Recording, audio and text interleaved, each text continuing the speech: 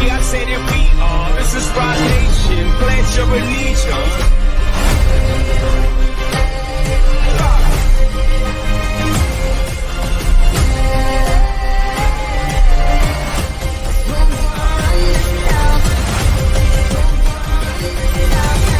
We gon' run this town.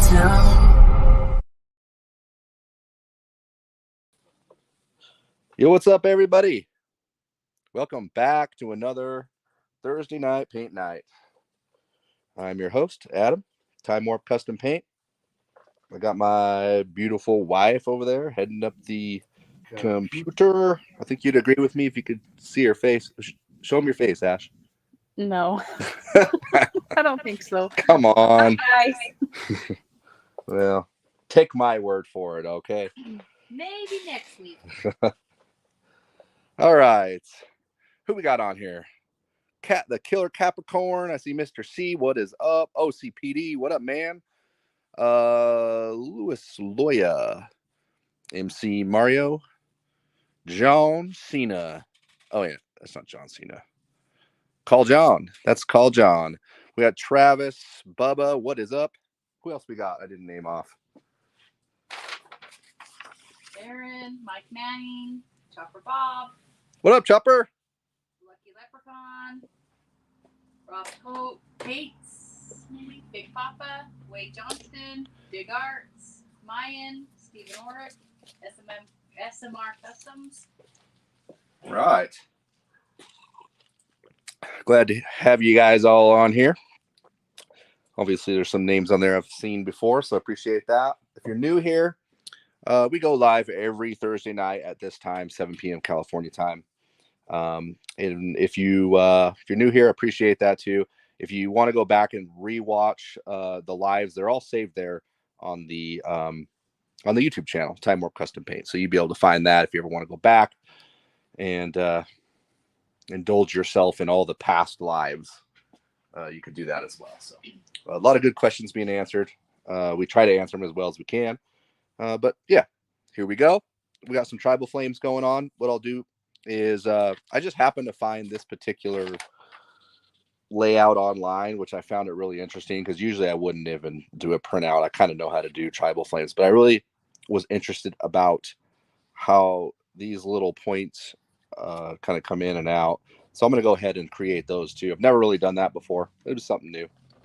Usually I do these kind of swoop backs, and I'll show you that. That's kind of the main difference between a regular flame and what like a tribal flame would be. It's this little kickback cut into and then kind of loop back out. Not even necessarily these little guys. It's mostly this.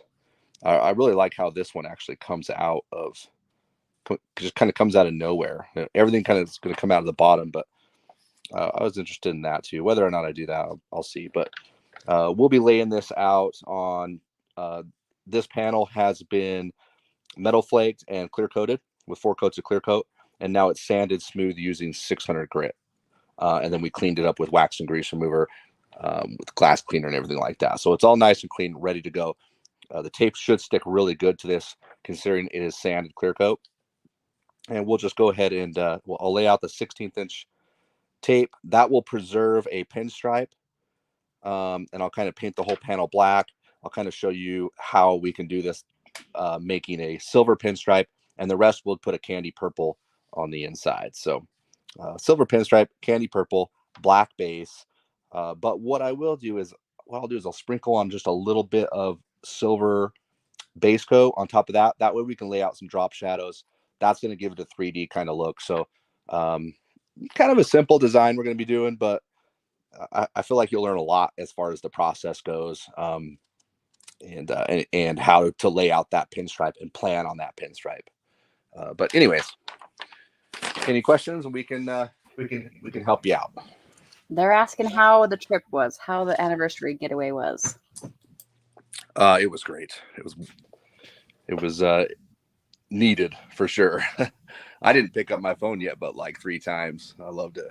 Yeah, it was. That place is really pretty cool. If you guys haven't checked it out, you should. They had just everything ready and anything you could think of.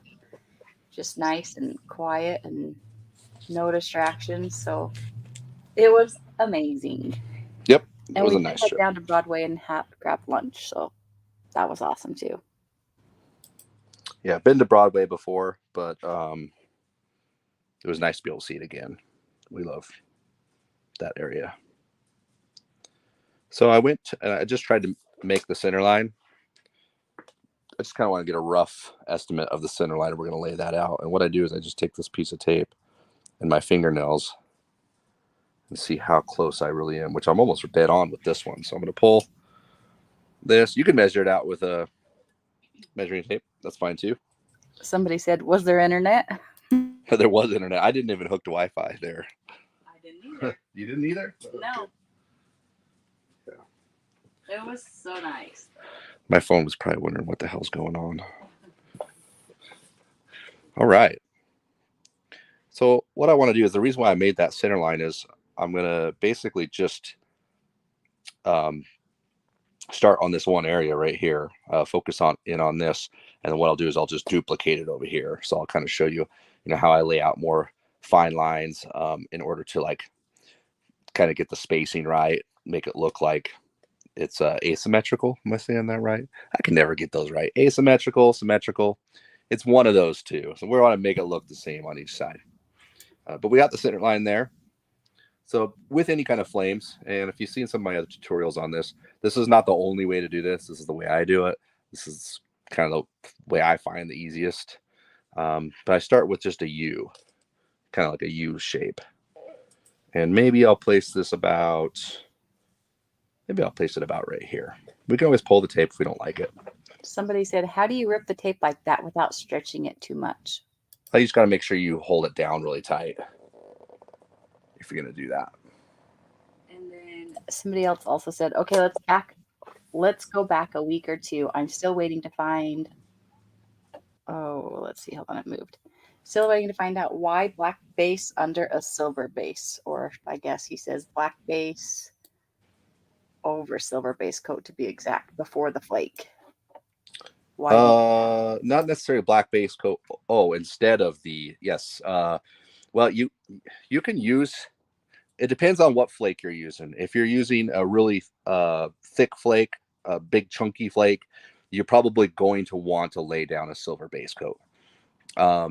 Not saying that laying down a silver base coat is wrong. I actually did it on the helmet last week. Just a couple of light coats though. You don't want full coverage if you're going to do it. But having the smaller flakes allows you to have better coverage. But if you have big chunky flakes, it's going to look salt and pepper. So you're going to need some kind of silver base coat underneath that. It all depends on the flake. With the Limeline, black base works great. That's what's done here. You can see we don't have completely full coverage, but you do have the contrast between the black and the metal flake. If you're ever wondering yourself, take a panel, spray it solid with silver base coat, and then put flake over it, and you'll tell the difference. It just doesn't have the sparkle. It's still good. You talked about before doing like white versus black base and some colors, so maybe you could do that with the flake. I think you were talking about doing that with the candies. So maybe I'll write that down so maybe we can do a live on that. Okay. Yeah, that's a good idea. Evo Garage said, "Thank you for doing this live show every week. Obviously, you don't need the money or the recognition, so thank you guys." Yeah, appreciate that. We're just grateful you guys are here to watch. Yeah, we're just, if there was nobody here, we wouldn't do it no more. John said, "It's nice to disconnect for a couple of days, and you're talking symmetrical." There we go. I'll remember that for like a couple seconds. Okay, so see right there how I kind of made this a little bit fatter. You can see that better on this angle. I'll just cut this back in this way. I'm going to go ahead and lower this camera just a little bit more.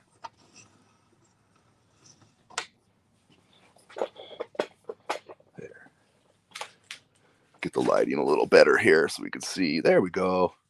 A little too much light, I think. That's better. Someone said, "Ever think about selling some blank aluminum license plate panels?" Oh yeah, we actually talked about that. Somebody brought that to my attention. So we actually may do that on our next order.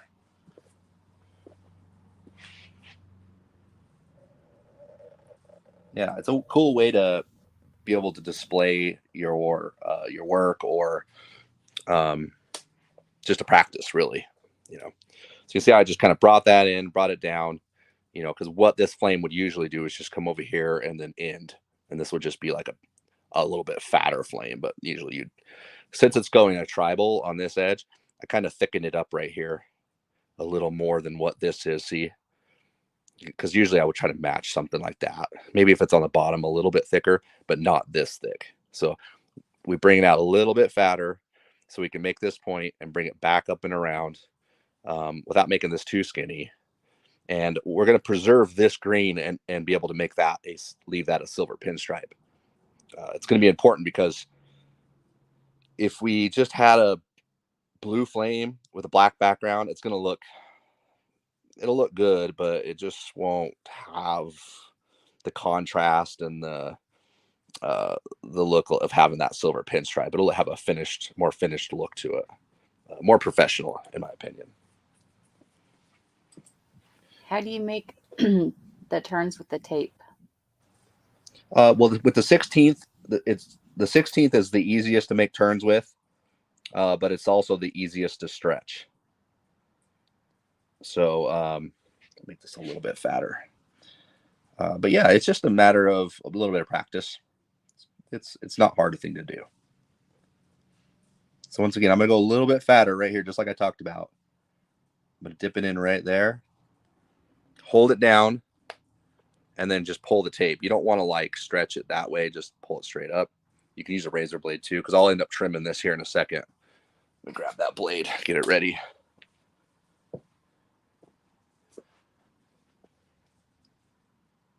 So I'm going to match this up.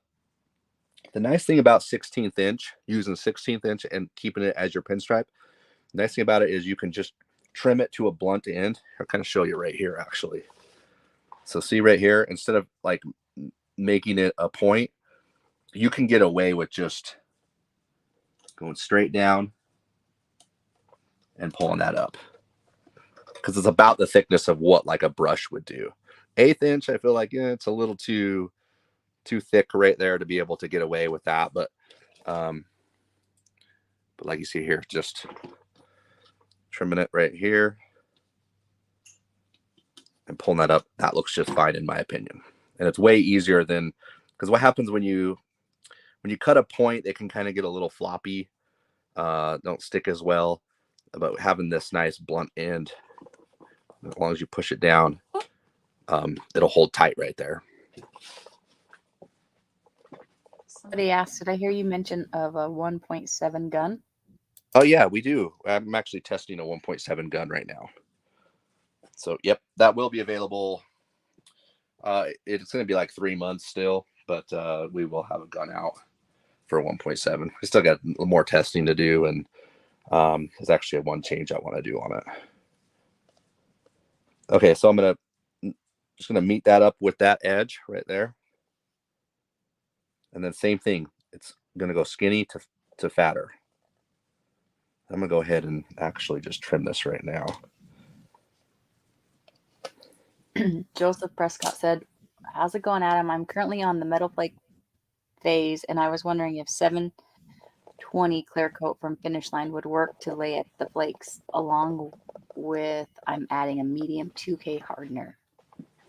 Yeah, as long as it's the same hardener that you had with the clear coat. Yep, that sounds like you're good.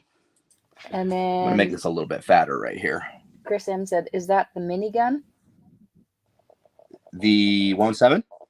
Yeah. No, the 1.7 will be a full size gun.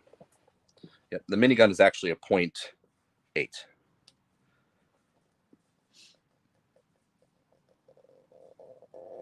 Do I like that? I'm gonna go down just a little bit more. Stretch this out just a little bit. There we go. And see how I just follow on this outside. What I'm doing is I'm just following the same shape as this one and kind of just bringing it out.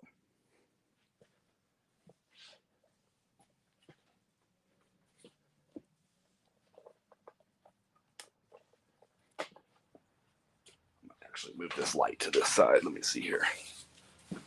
There we go. There. Now we have less of a shadow. Hopefully that's better. Not too bright. Okay. So that looks great. Everything's flowing really good so far. I'm liking it. We're going to check those corners, make sure they're laid down. We could even take, this is the first time. Can't see it right now? They said they can't see it. Oh.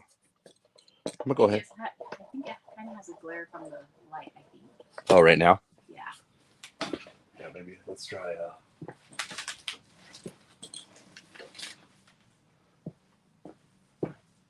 No, that's not any better, huh? Nope, didn't change.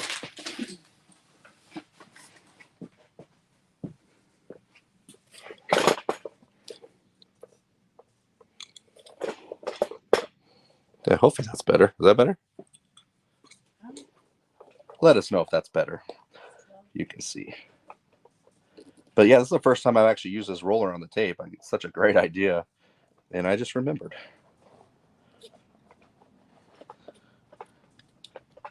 It'll help lock down that tape. There we go. They said not really. Not really helping? Nope.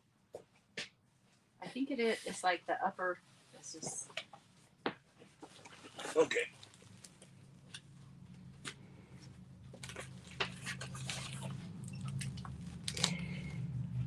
I think that's better. That's better? Hopefully they'll say so too, but I think. No, okay. Don't go wiggling around.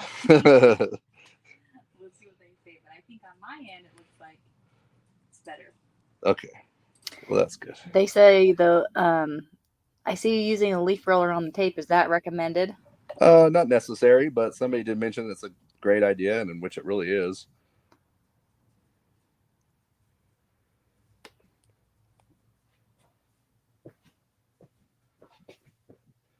Yeah, they said that's better. We got a new member. Welcome to the fam. All right. Welcome. They said you're going to have to just work in the dark. That's kind of how it is, really. Yeah, it is. It looks all bright in the camera, but in here it's pretty dark, actually. Okay, looking good. We're going to trim this guy right here. That one kind of goes off the edge. We'll just let that flow off the edge right there. And the same thing right here. We're going to have to... We just push straight down. You don't even need to actually cut on it. Just straight down enough just to snap that tape. Where do you get the panels that you practice on? These you can get them on Amazon, eBay.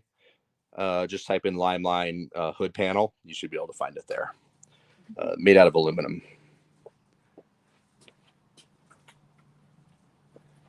Cool. So that's, I could do another one right here.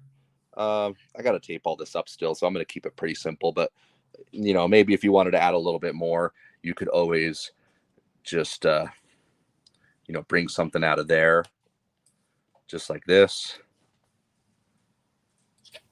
Come right out of that side. Shoot, I might just do that, whatever. Chad said it's amazing how good you are at laying down that tape. Yeah, it just takes some time. You know, I feel like I'm not better than a lot of people, but it just takes a little bit of practice. Then Dave says, why can you have two of the same kind of product, but one mix is 2-to-1 and the other is mixed 4-to-1? What's the difference? It's talking about the clear coat. So it's just a different clear. The makeup of that, right?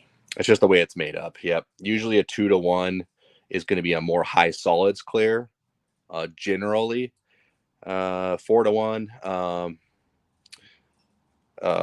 is all, you know, usually like medium solids, or, you know, don't take my word on that, but that's what I've kind of found. You know, so both the clear coats that we sell, one is a 4-to-1, which is the more affordable acrylic urethane. And then there's also the Glamour Clear that comes in the 2-gallon kit, which is a 2-to-1. So, and 2-to-1 is a more high solids clear coat.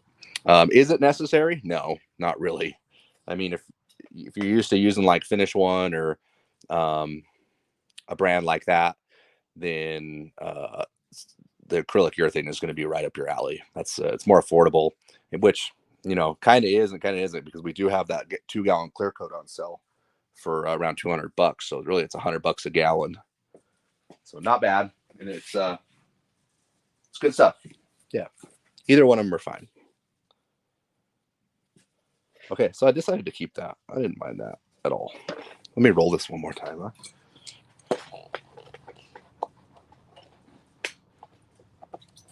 Kevin's on here. He says this is his first night that he's been on here. This is Kevin of Hill Folk. We're Hill Folk and glad to be here. All right. And he's the one that was a new member. So okay, cool. Welcome to the fam and nice to have you here. Yes, I also have somebody else leaving their email for an eBay order. So we do sell, the Limeline is available on eBay now. It's really affordable there. It's always free shipping too. So you can check it out on eBay, but somebody's supposed to be leaving an email. So if you happen to see that, babe. But why did I pull off that center line? An idiot. You want to pay symmetrical now, not symmetrical. Yeah. Now I got to guess again. Let's see. See if I can do this again. It just needs to be close. Like on this, at least, it needs to be close. Oh, almost had it. Maybe we'll try right here. My eyes are only off like a 1/16 of an inch. Oh, he said that's me. Oh, okay, right on. Yeah, that worked out. So yeah, we just need your email because the eBay messages delete that out. So then after this is over, I can send that. But yeah, so everything's available on eBay now too. So if you're looking for, that's an easier way for you to buy. You can pay right on PayPal. You'll find the prices there really competitive, and they ship out just as fast. What size of tape is that you're using? This is 1/16 inch.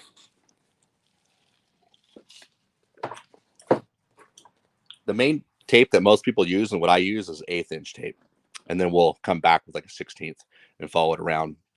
I like using 16th for this is because once again we can cut those blunt ends. With the 1/8 inch, it's just a little too, I don't know, it's just a little too flat right there. But yeah. Okay. He said, Paris said, not going to use masking paper to transfer it to the other side? You could. Yeah, you could for sure. You could take a piece of masking paper, lay it out, take a pencil or a crayon, just draw all over it, you know, just kind of shade it all out, and then it'll pick up the lines. You could take the paper and flip it over this way, and there's different ways that you can like register those marks. You can either trim it out, lay it out, follow the trim mark. This way works too, especially if you're painting motorcycle tanks, because if you think about it, this is half of the tank, and then there'd be a whole top of the tank right here, and this is the other half would be on this side. So you really have you have a little bit of room for error, because yeah, one side might not be exactly like the other side, but as long as they're, you know, within an 1/8 inch or so, they're pretty close. It's really hard to tell.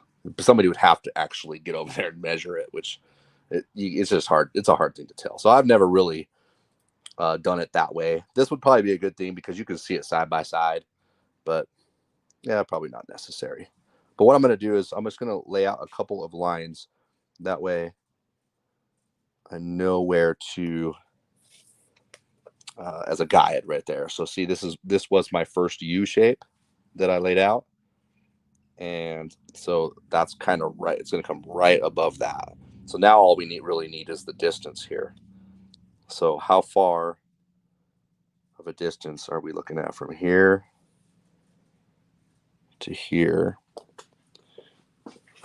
Oh, grab there we go. And then usually I trim it just a little bit short. Okay, so this is just giving us a guide on how far this distance is right here. And we'll double check that real quick. We'll just go there. That's not even close. What was I? What was I doing there? It didn't work. Hey, let me try that again. That was dumb. Maybe I did it to that one. I don't know. But yeah, so maybe right there where it bends in. Let's try this again. Double check it. I just use my fingernails to kind of guide it. Yeah. Why does it look so much short again?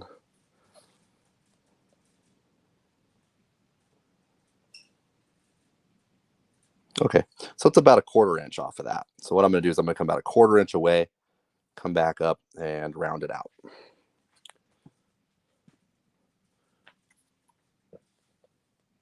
And if it doesn't look right, you could do another guide right here, like to that point, but we're just going to kind of guess that.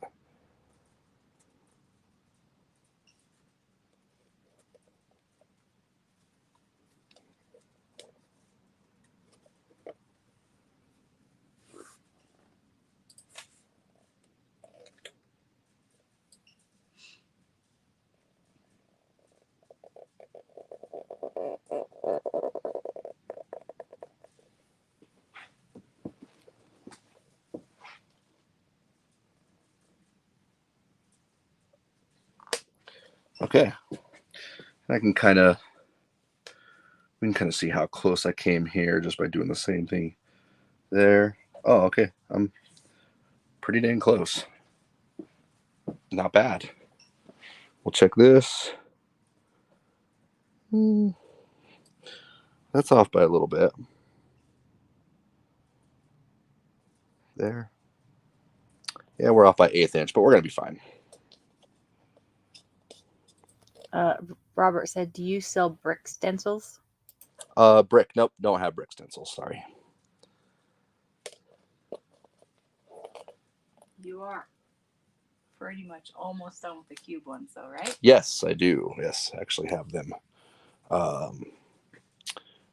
the first one yesterday. Yeah, so I saw have to make instructions for them. That how to be able to do those cubes with just one stencil. It's pretty gnarly. It's like there's a couple things you need to know.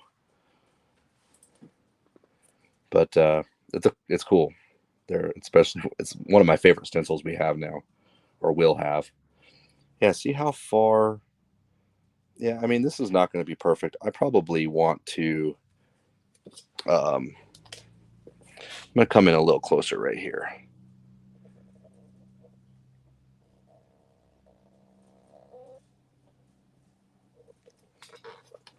Well, I'm all over the place. Well, let's see this again.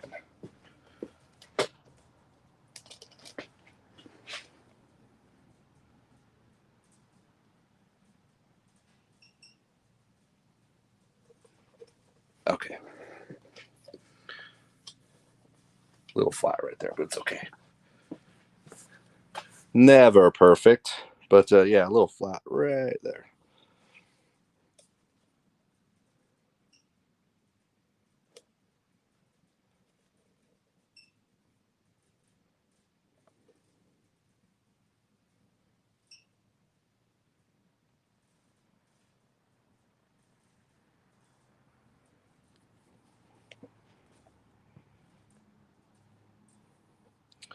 And we're just going to kind of guess right there.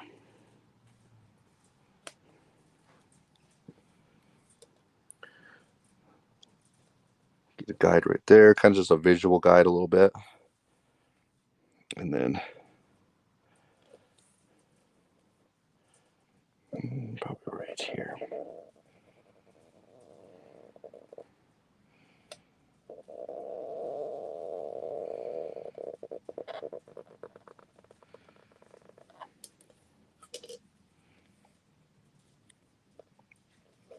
Straight down on that.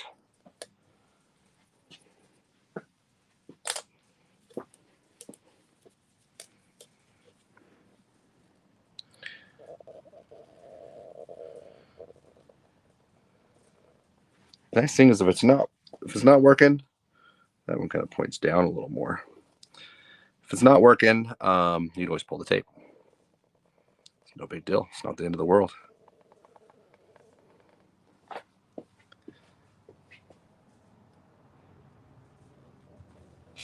So tell Adam that's not how you do it. There's a lot of different ways. You could also lay out transfer paper or frisket film. You could draw it out. Yeah, see how that one kicks way out right there. I'm gonna live with it, but see how that one, just different shape. If you wanted to make these perfect, like we were talking before, is make that stencil and be able to move it. If not, this could be, we could fix this. It just kind of comes out instead of coming out and down. It should end up like right here. But let's see, and that's pretty close to that. Yeah, we're in the ballpark here. We're going to go with it. You're not even really going to notice that big of a difference. And we'll kind of show you that once it's all painted, it's really even hard to see the little mistakes that are on there.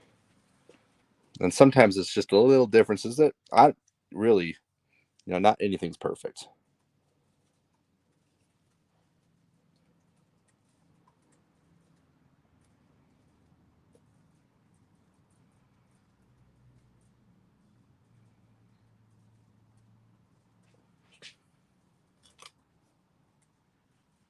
Go up just a little bit higher, right there, maybe.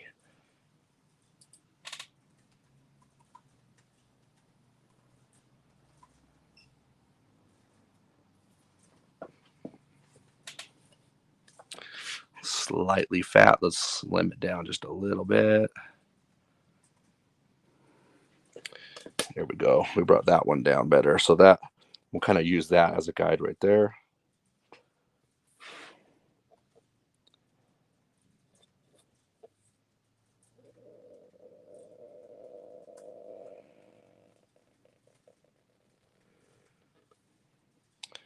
Okay, too high.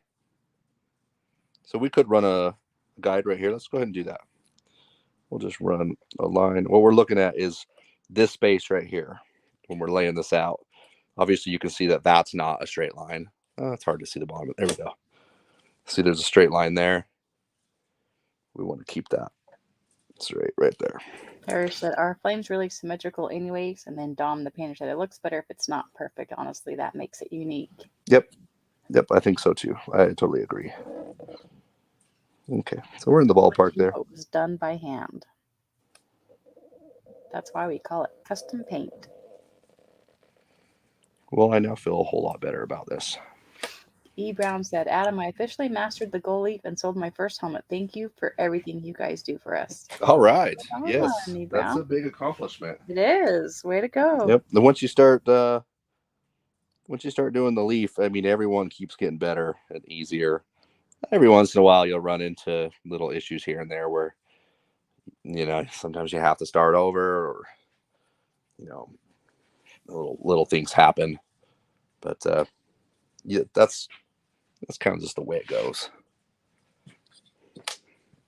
Okay, so yeah, you see how it kicked out way far, but I'm not going to let it bother me because it doesn't bother you. It doesn't bother me. It doesn't bother me, and I'm a perfectionist. All right.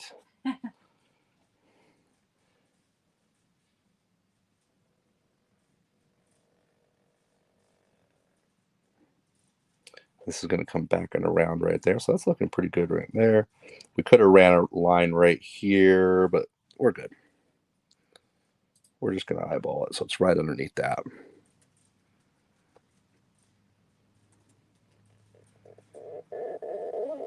We'll see what that looks like.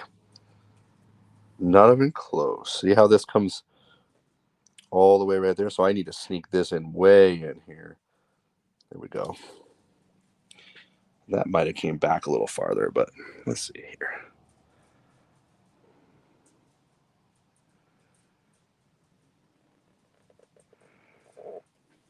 There we go. That's looking better. It needs to be a little bit closer. Yeah, maybe just a tad bit closer. Owens 3D said, "I tried leafing for the first time on my motorcycle helmet. It came out 80% good, but I still need a lot of practice." Yep, a little more practice, being more patient with the glue. Make sure you're hitting those edges, rolling everything down. A double leaf in it definitely helps. That's what Dave just said. He makes it a common practice to double leaf it. Yep. E. Brown said he'll send you the video on Instagram. Oh, cool.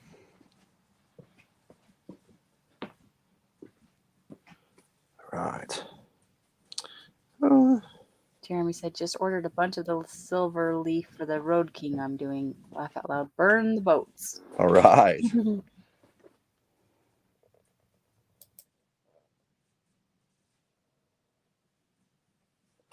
There we go.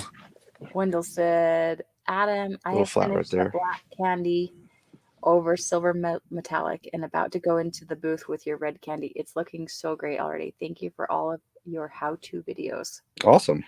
All right. Good luck to you. What is I double? love how these people are like painting while we're here, getting ready to go in the booth. That's awesome. What is double leafing? Basically, it's gluing the leaf down, and then once the leaf's all the way down, you got to sit down.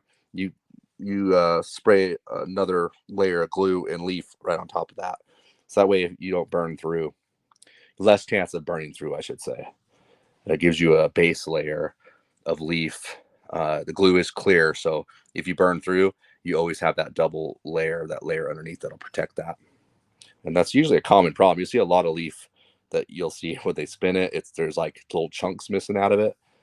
That'll prevent that from being able to see that. What's the best way to do letters on tumblers?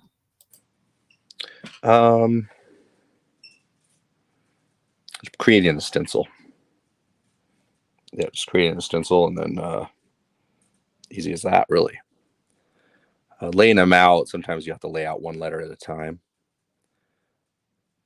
because it's round, so sometimes that's becomes a little bit of an issue, but yeah, not bad. I actually really like painting tumblers. I wish I did more of them because they're small and easy. Okay, so I'm going to come right out of here, drop it right down into there. Okay, I think we're looking good here. You can see we have just a little, not everything's perfect, but it's going to look fine.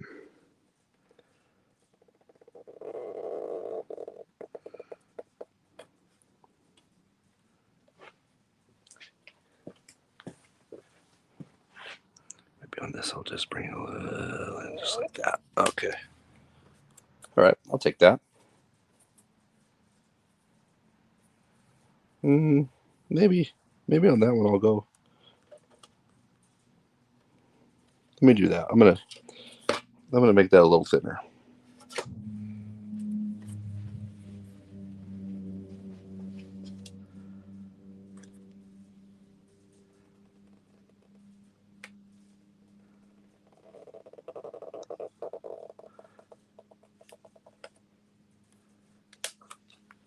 There we go. I think that looks better.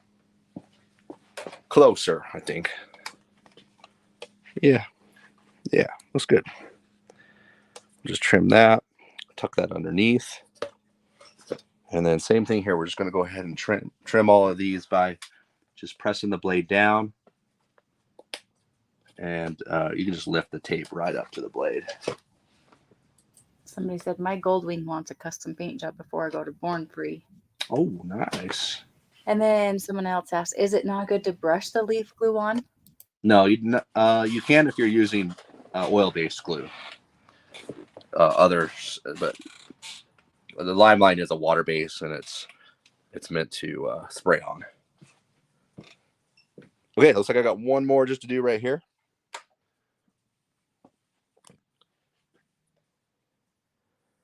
There and down to there, probably. So once again, I'm just going to follow this same shape right here.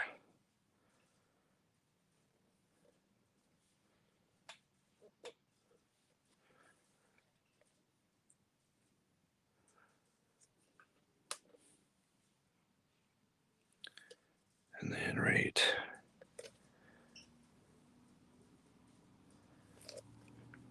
Okay. Close enough.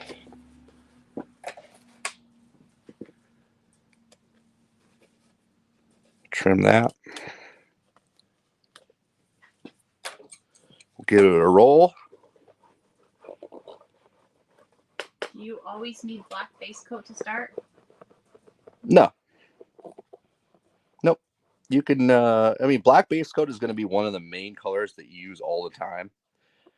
It's always nice to have, if you're a motorcycle painter, having at least a quart on hand. with the reducer.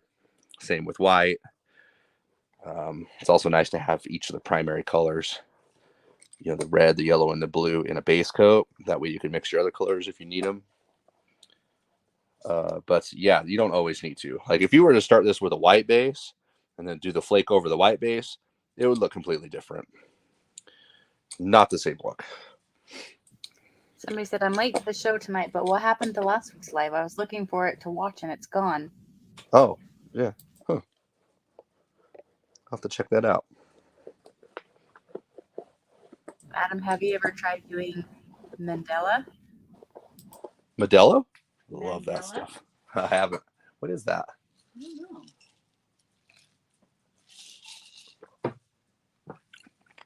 Okay, we got it. We got the design laid out. What we'll do is, hopefully I have some 2-inch around here.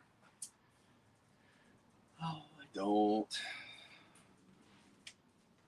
Where? That's 1.5 inches, but the 2-inch is a little more transparent and it makes it easier to see. Here's another. We have this coming out. It's going to be coming out next week. New product alert. This or no? We should have a little buzzer. Oh, is that it? Nope. No, that's 1.5 inches. It's okay. I'm going to do it this way. Oh. There's 2 different ways. You can there's a couple different ways. You can either tape out the inside of this with tape. You can lay down masking and cut it. You can lay out the 2-inch and cut that. But we do have, where's the end of this? Right here. We do have this new 1/8 inch masking paper tape that will be available. Should be next week, actually. So we'll have these. They're going to come like in a 3-pack. I know a lot of people like these because you can also kind of do the designs with these as well. They just don't stretch and turn as sharp. And to be honest with you, they don't leave as clean of an edge. But on metal flake, kind of doesn't matter because it's a little chunky on the edge. It's hard to see it. But if you were to use this tape on, you know, pigmented color, it's not going to be as sharp and as clean as if you're using the vinyl. But this is a great tape for, you know, lining out the inside for masking because it's so thin. So what we'll do here. Somebody said, are you guys going to make the color bases in a quart size? Which colors? The color bases, like the red. We will soon, but they're just available in the pints right now. Someone said, new product alert, hashtag call John hats. And what I'll do is I'll just trim. I'm just going to go around all the edges to start. They said that paper tape bleeds through a little more. Yeah, it does. Yep. But it is it's cheaper and it's nice for this kind of work that I'm doing right here. If it's not your edge, if it's not the edge of the paint, you really don't have anything to worry about if it's not actually buttoned up the edge. We're just bridging the tape to the inside of this, and then we'll mask it off some more.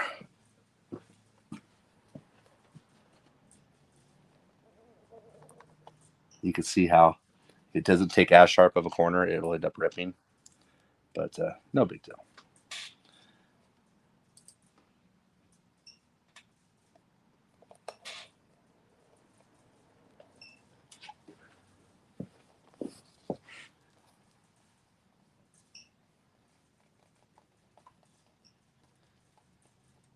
Let that land right in the middle.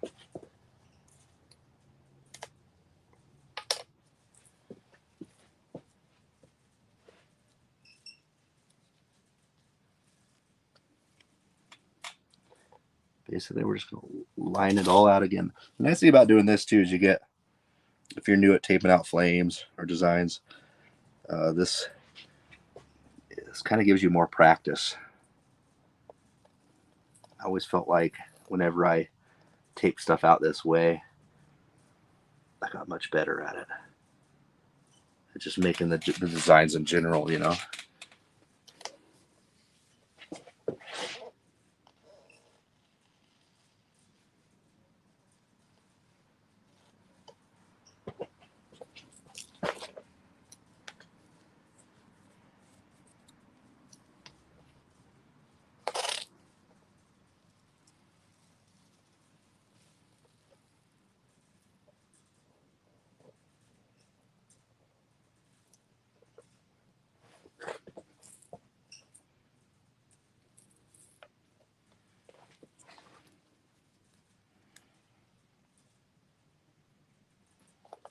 we'll also have this in 1/4 inch as well. And that's going to be super helpful as well. I wish I had some on me. Do I have 1/4 inch over there, babe? I think I do. I used it all.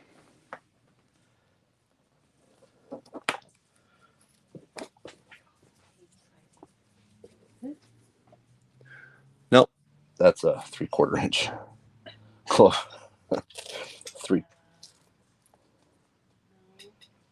Oh, maybe this it? This is probably it. Oh, yeah, is that paper?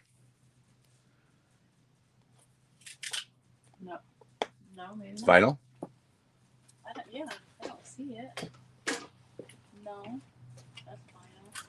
No, that's that's paper tape. What? Yeah. You feel like it. Nope, it is. So yeah, we'll also have this size as well. This 1/4 inch, which I'll use that here in a second.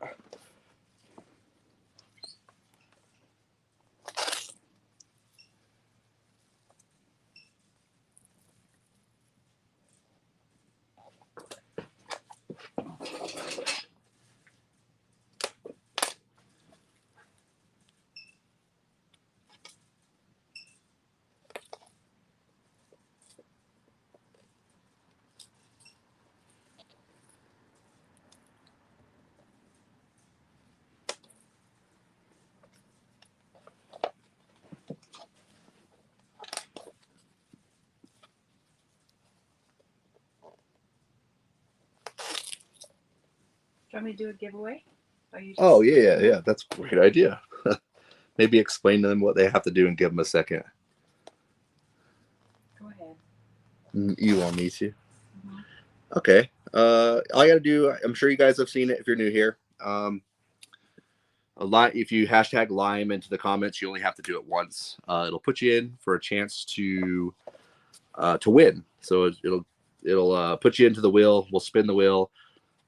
USA, Canada only winners. Sorry, and we'll be giving away. We do have an ultimate tape pack, a fine line tape pack, which has the 1/4 inch, the 1/8 inch, and the 16th inch. So you get 3 of the 1/8 inch, 2 of the 16th inch, and 1 of the 1/4 inch. And it also comes with tape removal blade and a razor blade too. So just a little pack to get you going. Does it come with a razor blade? It doesn't? No. Oh, no, you're right. It doesn't come with a razor blade. That's the combo tape. Oh. Yeah, you're right. Okay. It comes with this a 4-pack of blades, right? Or is it a 5-pack? 6-pack. Okay. Trying to keep my shit straight here. Yeah, okay. Close. I'm glad you're here because I'd be giving away stuff. I'm gonna be lying. Like, it's not what he said. Hey, Where's my razor blade?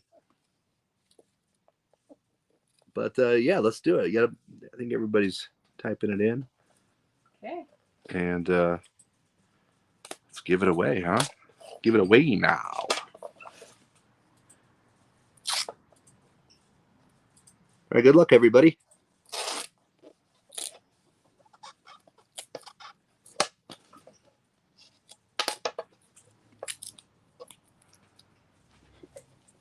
Who we got? Lewis. Is it Lewis? Yep. Lewis, you're a winner. To claim your tape pack, all you got to do is send us an email, info@limelinepaintsupply.com. If you're not interested in the tape pack, you can also trade that in for a t-shirt. We would just need to know your size. If you're not down with the tape, you still win. See right by your hand, you have a flat piece of tape laying there. This one? Up. This one? This one? This one?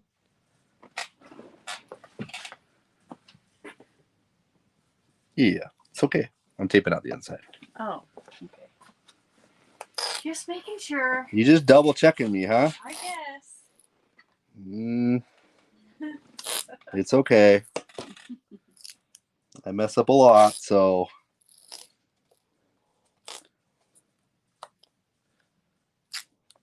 And then now I'm just using the that 1/4 inch to kind of line everything out again. This stuff, the thicker it gets, the less it turns. So I'm just kind of Just filling in the edges.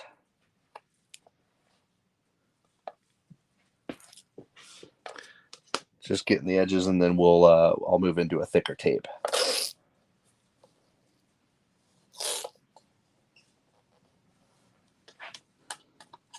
Mr. C said you took your links out of the description area. Oh, I didn't add. Yes, I need to add those links in there. Yeah, the eBay link and the Amazon link. Yeah, I'll add those in once we're done here. Sometimes I forget to do that. But you can always find any of the Limeline products just by basically typing in Limeline into Google. If you like to shop on Amazon, that's a good place to buy. eBay or our e-commerce site. Usually everything would be free shipping. E-commerce site might be a little bit cheaper, but you will have a little bit of, you'll find that the shipping is really fair. But if you're over $100, you could get free shipping anywhere. So Mr. C said to remind you to add your email too. I think last time or the time before it was there. It was nice, so I'll do that again. Oh yeah, that's right. The info in Yeah. my mind. Yeah. I should put that on the end of all of them. Yeah, so people don't always ask. It's easy.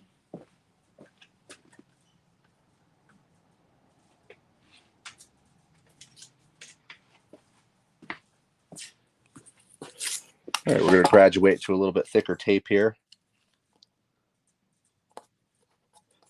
Never use the word cheaper, only less expensive. You are right. How long did it take you to start your own business? The paint business, it took, really, it just took me going down to the city and getting a business license, really. But back when I first started custom painting, there wasn't, YouTube was kind of there. There wasn't a whole lot on there. A lot of it was just taking classes, trying to learn. But back then you could get away with a lot. All you needed to do is know how to do flames, maybe paint a skull. You could get away with pretty much anything, because back then it was like nobody really knew what good work was, and the standard was so much lower than it is now. It's like people have gotten really good at paint, and with social media you're able to see what's good and what's not. I mean, really, if you look at a paint job and it's, you compare it to what like what you've seen before. And if anybody's been on social media, you know what's good custom paint, what's not nowadays. But it just took a lot of grit and a lot of time to learn. But now I feel like it's much easier. People are willing to share information more. Products are better. Also, with social media, there's more customers, because a lot of people didn't realize, they didn't know what custom paint really was. I mean, most of it was like, yeah, maybe I'll change the color or do this and do that. But once again, you don't know what you like until you see it. I can't see. Oh. Bless you. Thank you.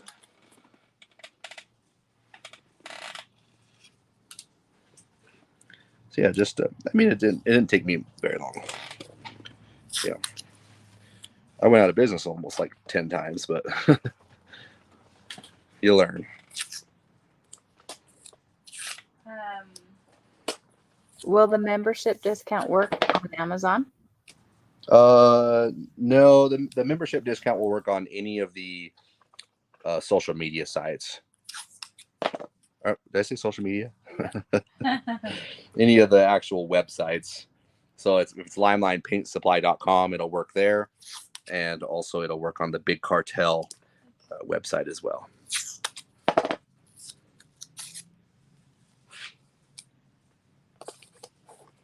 Also on eBay, you can also send offers too. So like if you only want to pay like $12 for a $15 stencil, put in an offer. We probably accept it.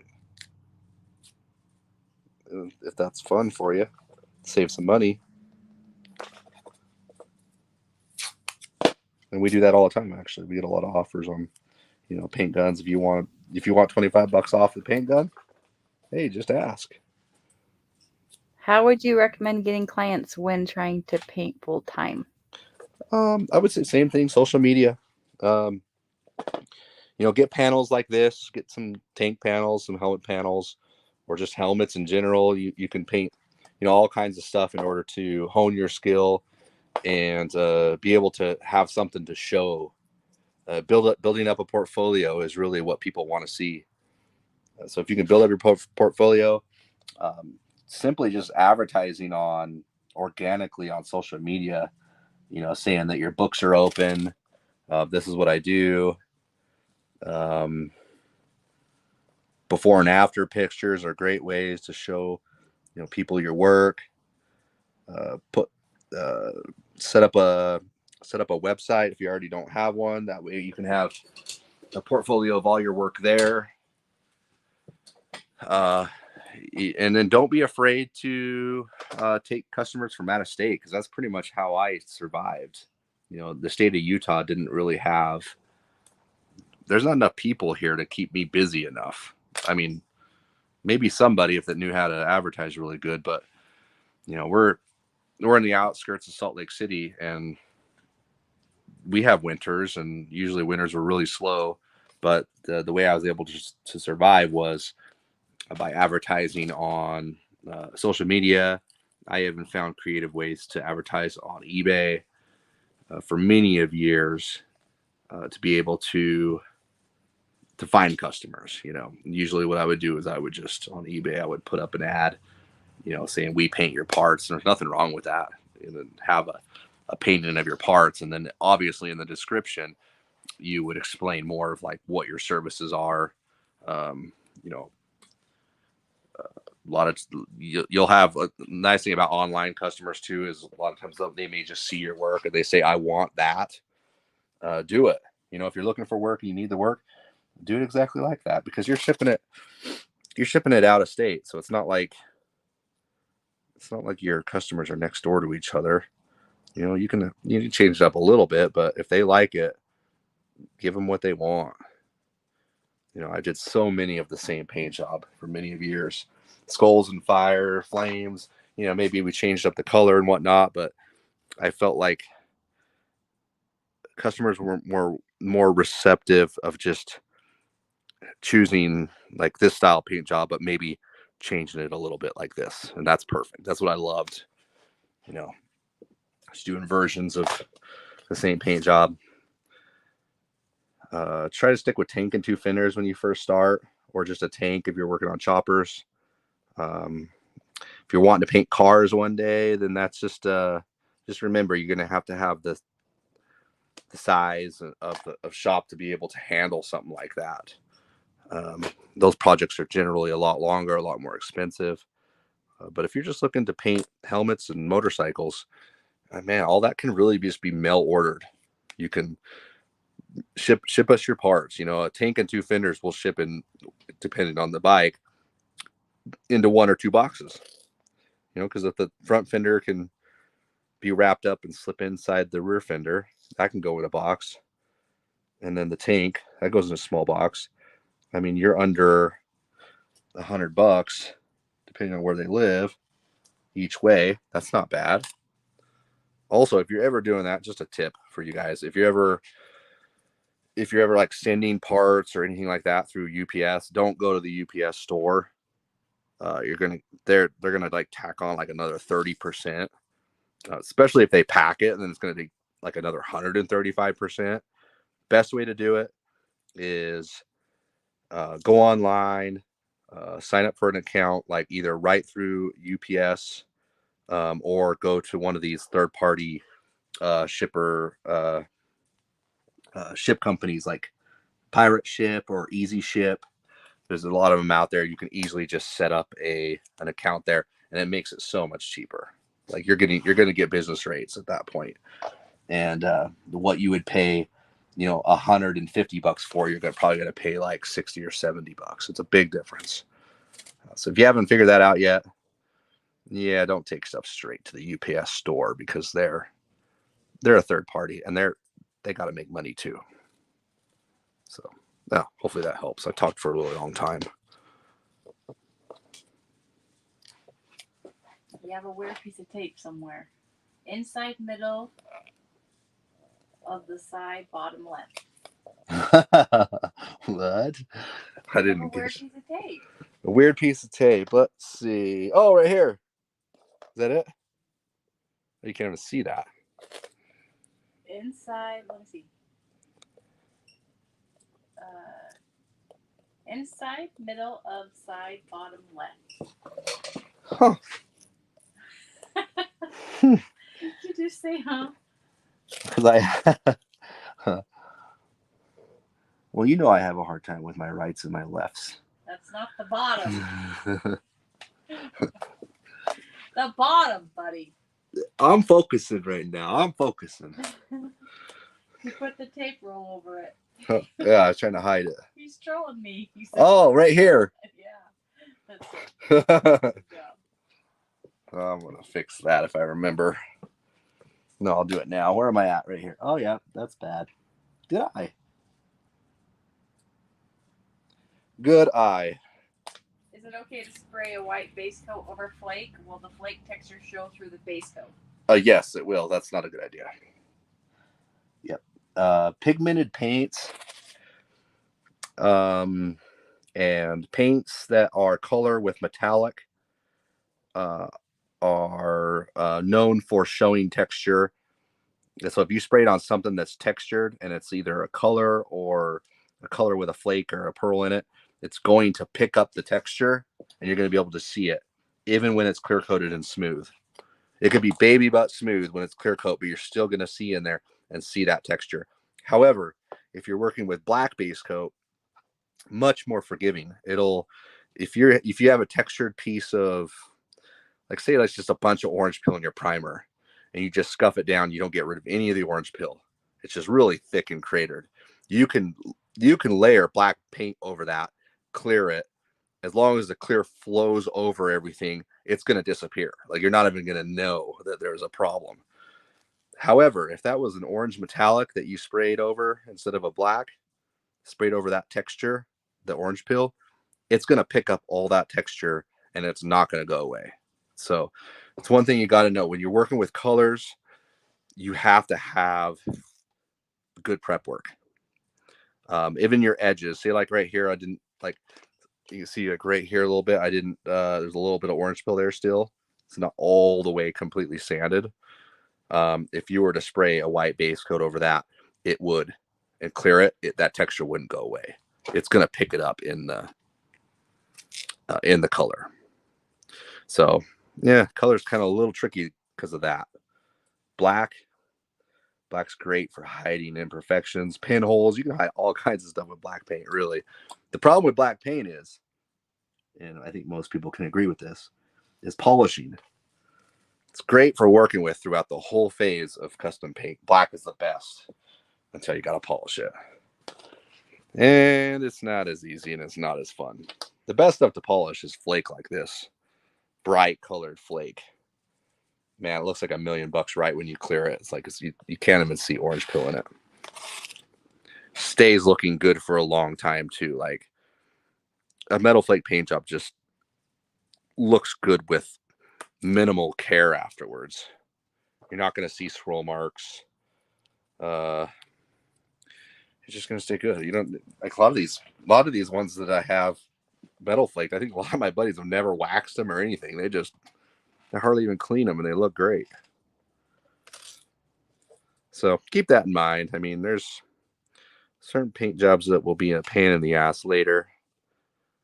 Have you ever tried thermochromatic powder pigments? And yes, are they any good? I have. The funny thing, yes, I actually did order some a few months back. Do I like them? Well, they're a little they're a little cheesy kind of in a way, but it kind of depends on how you use them. The ones that I used and I tested, it seemed to kind of, I used black, so it was basically it's black when it's cold, and when it's hot it'll turn clear, but it's not all the way clear. It kind of leaves a little bit of a haze. So yeah, I mean, right, I mean, it's not as perfect as I thought it would be. It's okay stuff. Like, I wouldn't do any artwork and then put it over artwork, but maybe in some cases it could look good. But it's a cool thing though. It really is. It works. It's just a little fuzzy.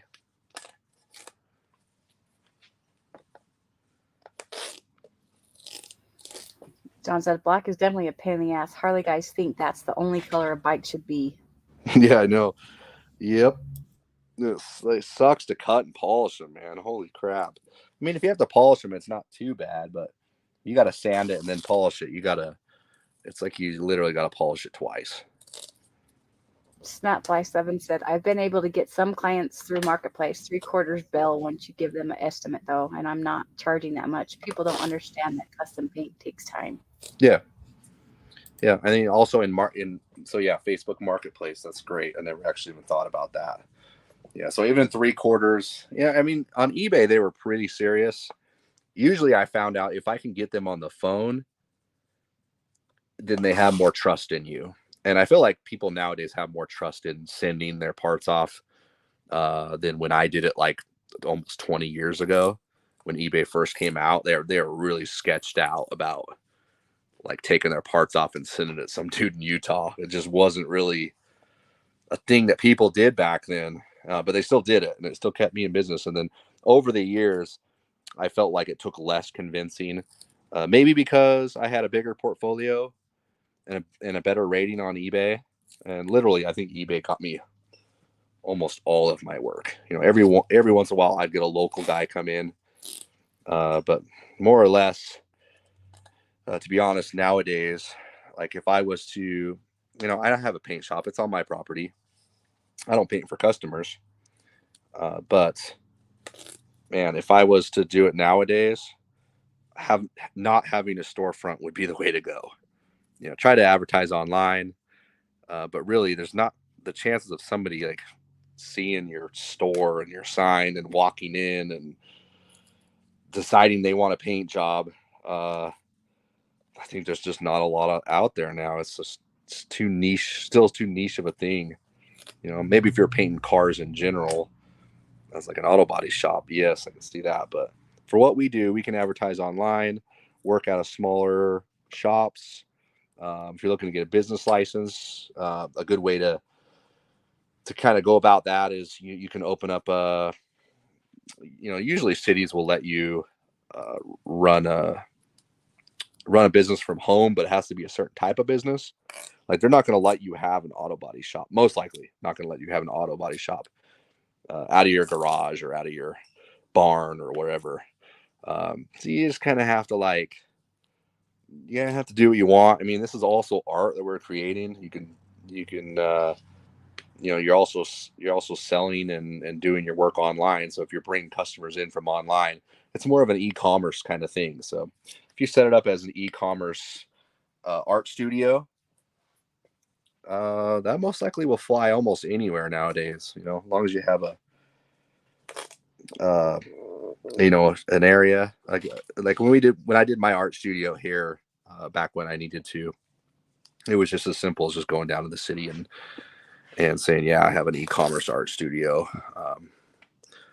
Paint helmets, send them back. That's kind of that thing. I wouldn't even say paint, to be honest. Just definitely don't say paint booth. Don't want to say those two words together to anybody. But yeah, just a little words of wisdoms that I have learned over the years. Because when it comes to paint booths, like if you do have a legit booth, you're going to most likely need a permit and city people coming into your place and telling you what to do. How come you're not using wider tape? I have no idea.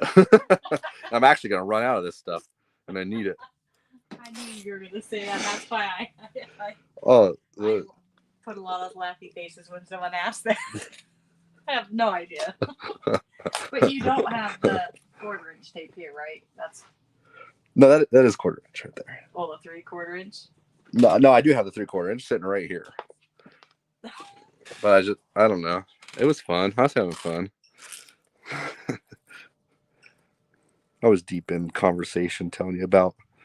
Yep. But they probably like to hear that. Yeah, I mean, you're not going to hear that anywhere else, really. It's the little stuff that will help you out, I think. Yeah, keep it small, low overhead, less stress, and free organic online advertising through social media. If you have we have a KSL local, it's called KSL. It's a newspaper, and we have a classifieds ads section. That was pretty good too. I would always run we paint your parts there, or if they don't allow that, then you just paint something and try to sell it. Like motorcycle tanks for sale, painted, custom painted, and then maybe they're like, well, do you have this year of this bike in this color? Probably not. You're not going to have that, but then that's when you get that connection, though. You're able to talk to them and say, no, I don't have that, but one thing you could take off your parts, bring them to me. We can talk about it. Take a down payment, take half down, and get them sold on it. Also, another way, a smart way to make money is you can, if people don't want to tear their bike apart for the winter, or they're riding it or whatever, they just don't feel comfortable with that. I used to always get the year and the model, get the part numbers from Harley. I think you can go onto a website and get all the part numbers, and you could search out that on eBay, and you just find good used parts. Usually you'll pay I don't know, between $300 and $600 for a tank. Sometimes you can get fenders for $100. So you can, so I would do that. It's if they're not wanting to send their parts, they're wanting a second set, then you would say, okay, you just do your research, saying I can get it for this much, and just tell them, it's going to be double that. Definitely make money on that too. I used to actually make an extra $1,000 sometimes just by doing that, because you are taking a little bit of a risk too. If the parts come in damaged, you're on the hook for that. If you happen to order and paint the wrong fender, only do this with stock parts. But if there was a mistake, at least you have some money there to warrant those problems if they happen to arise, because at least you made some money off of it.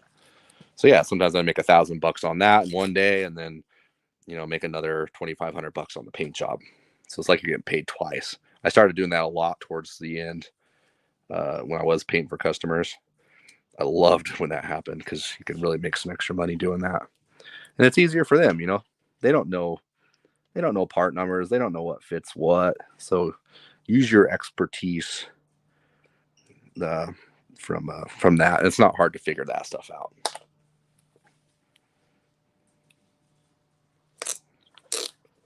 Okay, no more of the little stuff. Here we go. Finish this off with the bigger tape. Now that I'm almost done. Look how fast this is. I'm actually going to take this down into the booth, because that's quite a bit of black paint to spray over all this, and I'm not going to do it right here. So I will. Yeah, I don't think I have my respirator here. You don't have your respirator here, and that's a lot of paint, really. So I'll just take it down. I got the gun already down there, the paint all mixed up. We're going to do black base over this.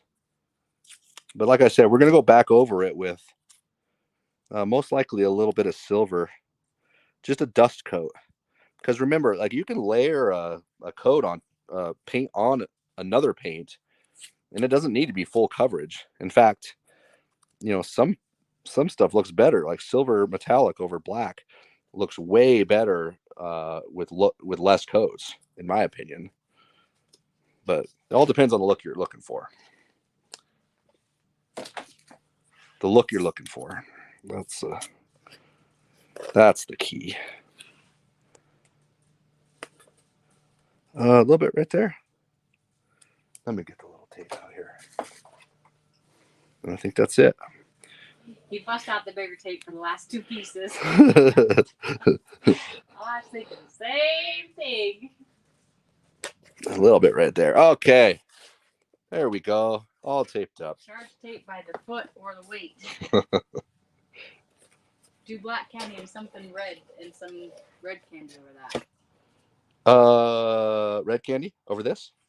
Yeah. So the way I'm gonna make it easier on myself is, so if I paint this black, I'm gonna paint the inside of the flame here like a purplish blue. I don't need to backmask it over the black. That's the nice part, because candy's not going to show up over black base coat. But then I'll add a little bit of silver after that, and then that way we can be able to, those drop shadows will show up. I'll show you that here in once we get to that point. But let me make sure the rest of this is How cleaned tall up. is that tape out? How tall is which one? It says, how tall is that tape out? And then someone said the color flame with purple tips look awesome.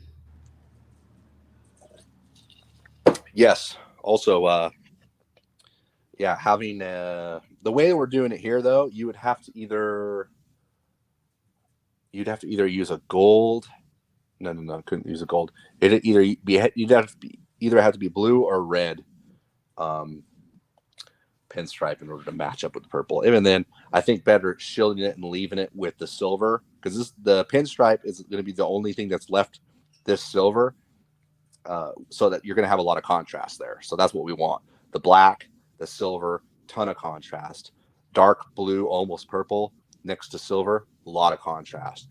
Contrast is very important. It's always relevant, so keep in mind, if you have if there's no contrast, you kind of lose a lot of the pizzazz that the artwork could have. But okay, I'm going to take this down to the booth. Wait, let me ask you this. Someone said, help. Help, I got a bug smack in the middle of my black cherry candy over gold flake. How do I fix it? If it's already dry, then you would just sand it out.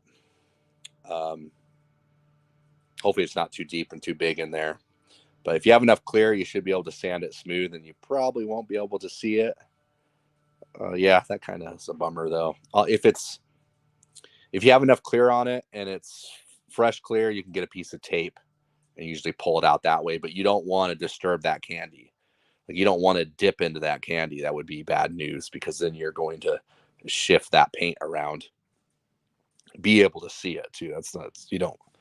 So yeah, that's a tough one. Usually you sand them out and barely even see them. Hopefully you don't have to re-clear it. Is that green tape less tacky than the yellow paper tape?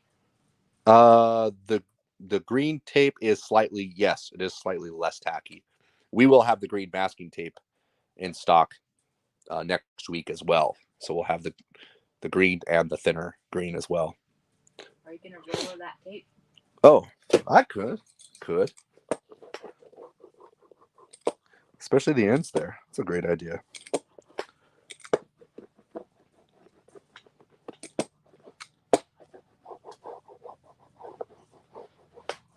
Man, I need help choosing a color to spray my red, black, and chrome flake on.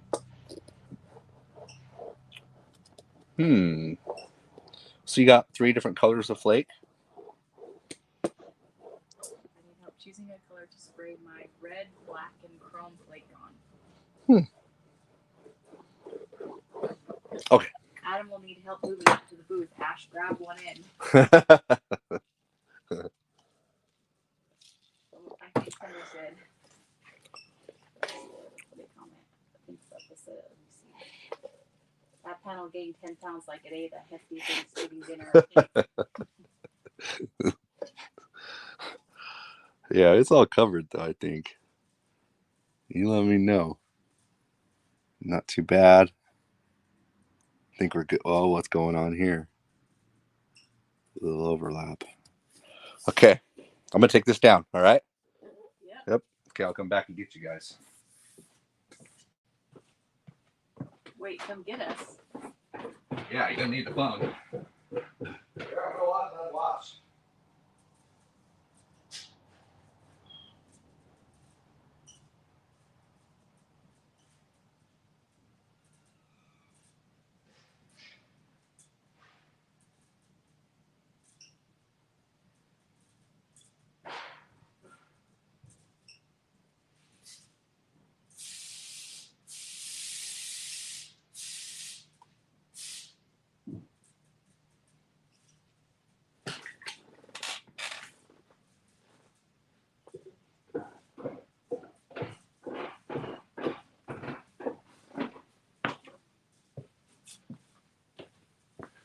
Yeah, I'm not gonna let them miss out on the fun. They're headed down to the booth with me. All right, we'll see you in a minute. Thank you,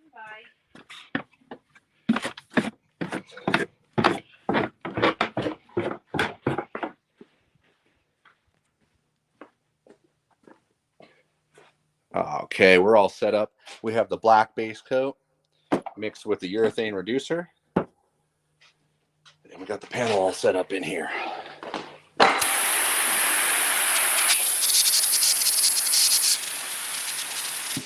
Okay, nice and light, nice and thin, looking good.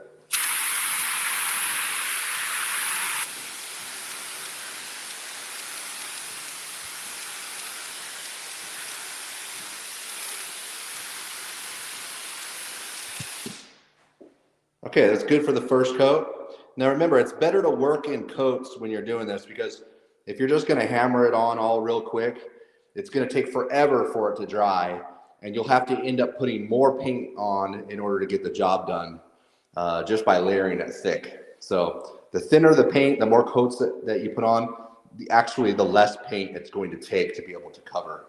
And it's gonna be faster because, you know, this is already starting to flash off, so we're looking good there.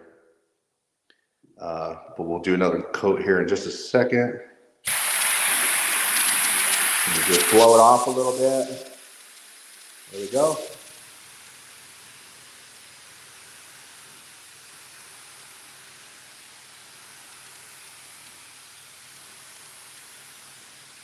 You see how I'm spraying that? I'm coming all the way off the edge. All the way off the edge, let off the trigger. That way you don't end up with light spots. Like also when I start right here, like I don't start right here. Even though the fan pattern's that big, you have a 50% overlap, so you actually start right here. Back over 50%, all the way over your edge. Back again, all the way over. Because if you're stopping right here, you're gonna miss this. You're gonna miss all that.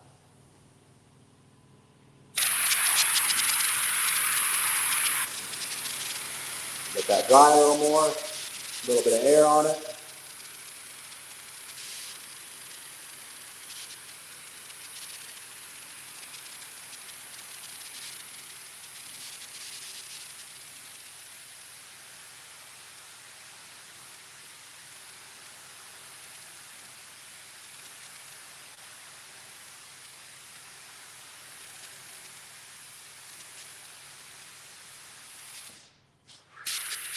Do one more direction this way. Okay, we're good there.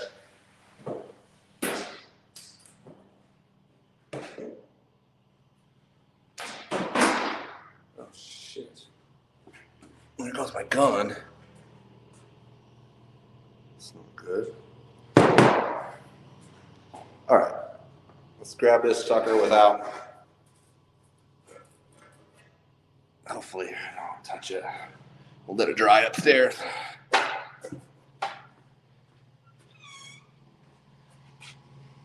Alright. Oh jeez.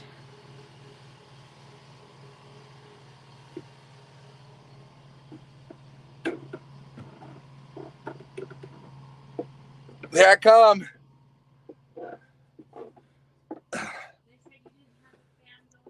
No, can't hear the fan going. And you didn't wear a Well, I don't know. Nobody saw my face. They heard you. Great. Getting told on now. Ah. I can't trust no one. Ouch. All right, we're going to let this flash off. I'm going to go ahead and turn on this fan up here. Whew, it's hot.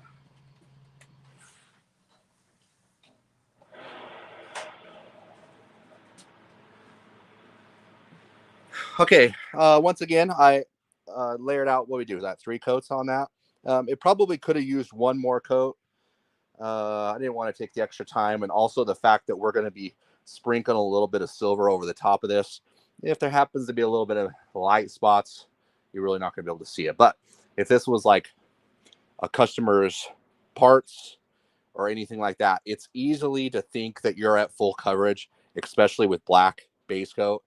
But if you put this out in the sun, guaranteed there's light spots, here and there. So another coat would have been a better option on this, but it would have definitely increased the time that we would have to sit here and wait. And we're close enough. On tonight's live. On tonight, Limeline Ninja, Paint Warrior Adam, and Stairs of Doom. They hate those stairs just like I do. I know, huh? And if you don't wear your respirator, they're all going to there ain't going to be no more lives. Tell me to kick your ass, and I'll do it just fine. I ain't going to be alive for the lives if I don't start wearing a respirator. No, that's true facts, though. I mean, really, I wear a respirator all the time. You just didn't. Well, all the time except for when these guys are around. Well, that's some old. That doesn't make any sense. I knew you'd like that comment. All right, let's. We almost here. I don't want to pull. Oh no, it's dry. We definitely don't want to pull this while it's wet. You don't want to. You would never, in any time, you pull anything when the paint's still wet. I actually got that question the other day. So wait till the paint's dry, and then you're good to go.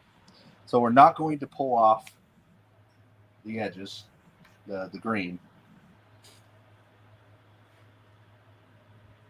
It's 16th inch. We want to keep all that. So we're just pulling off the insides that we masked up with the paper tape.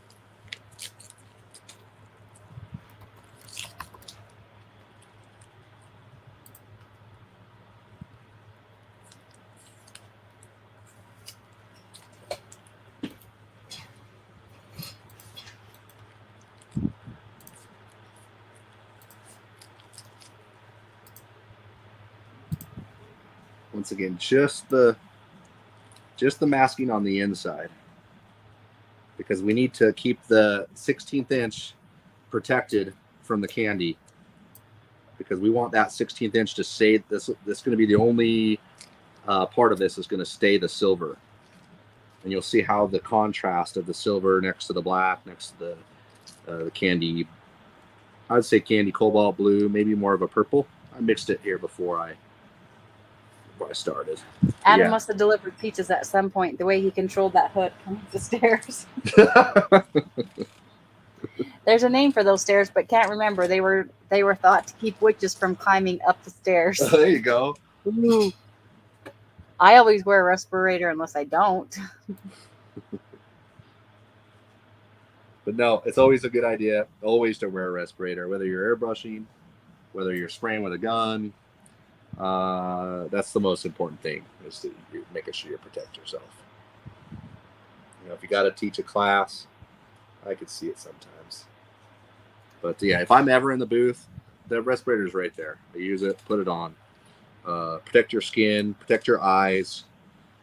Because remember, because those same solvents that are landing, that you would be breathing, it's also landing straight on your eyes, your eyeballs. Your eyeballs are wet. It's going to take that right in. So nothing to play around with, especially when you're messing with isocyanate. Yeah, you'll get the head bobble earlier than you think. The wobble noggin. You don't want the wobble noggin. I'm still pouting about the bug, but dang, does this urethane lay out pretty. I should have ditched lacquer before now. Yes. Lacquer's not that great of stuff. Yeah, a lot less problems. But the nice thing about lacquer, as far as I know, I've never really used it. A couple times. I've always heard it melted into itself really easy, though.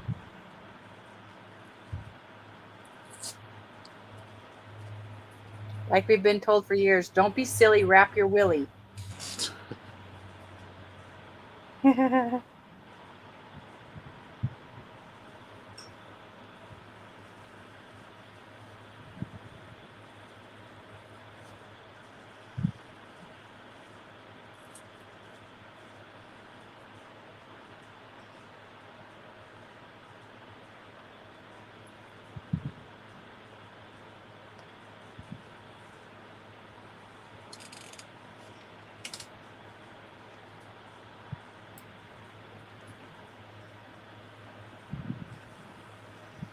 Wrap your gator so you don't regret it later. Not to be a Debbie Downer, but I lost my friend of 20 years in 2022. He would never wear a respirator, and it eventually caused his organs to shut down. Wear the respirator. Yep. Yes, people and Adam, Paul. Yep. I know this. You don't. I'll have to put him in timeout later. I'll take it. Can't ruin the show. Oh, it ain't gonna be fun.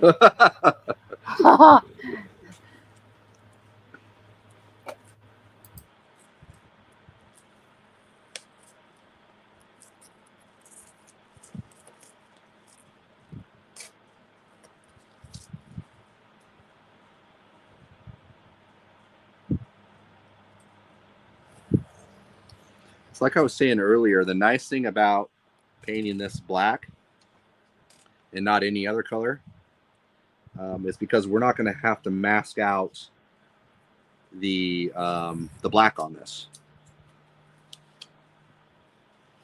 Reason being is because the candy, since it's transparent, it's not going to show up on the black. OCPD said, the timeout, it won't be like your vacation. Yeah. So true. It's not going to be fun. It's going to be bad. You had me at timeout. I'm okay with it. No, not enjoyable. And these people are going to tell me if you don't wear it again and again and again, and I'm going to have to lock you out of the shop. Change the code.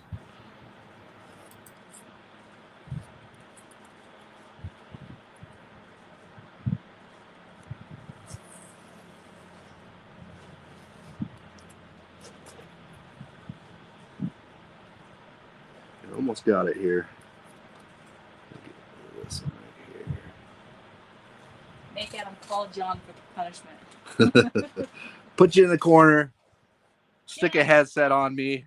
Dial the number. You talk. You make plans.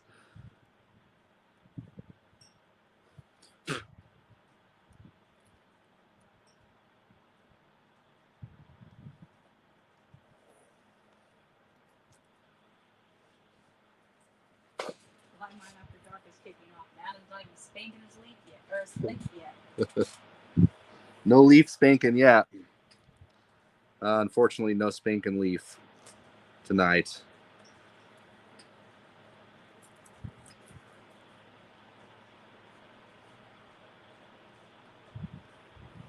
New product, Bluetooth respirators. So you know if it's so you know if somebody's wearing it. Or obviously you can maybe talk. Oh yeah, man, that's a great idea. Wow, they have them for helmets. Yeah, they do. Okay. She'll have you in timeout getting spanked like that gold leaf. Well, if that's what it takes to get Nicole to John done.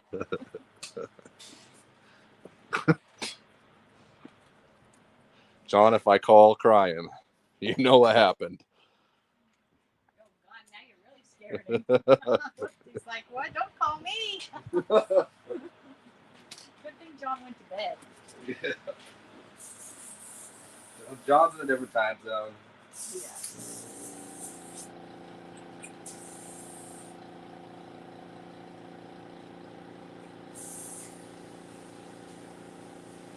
All right.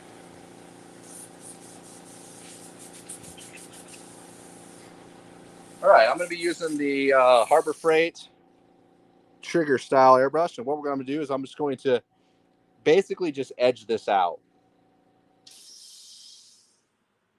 I got a little bit of something right there. What is that? A little bit of residue or something. Let me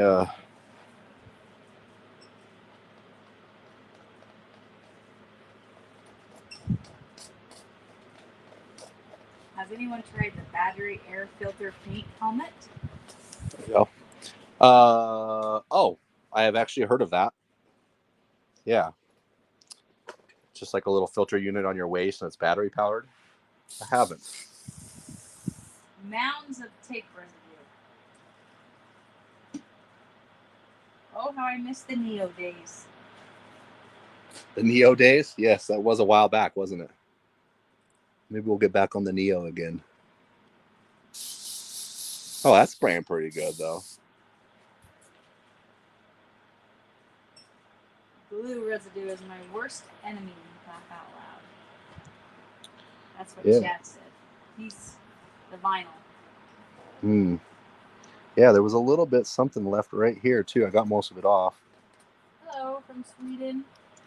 All right, let's check this out. Once again, we're not going to have to mask any of the outside of this off because of the fact that it's black. So that's great. Did the silver plate come off the left front corner, or is that burned through from sanding? Left, front. Okay, so this is my left. No, we're all good there. No, I think we're good. I don't see any problems. You still have a layer of tape under there, right? That you need to pull up. Yeah, right here. Yep, there still is green tape. Yeah, maybe that's what kind of thing. I don't know. Maybe. It is. Yep. It looks a little weird right now. Yeah, let's stop it. Because there's tape.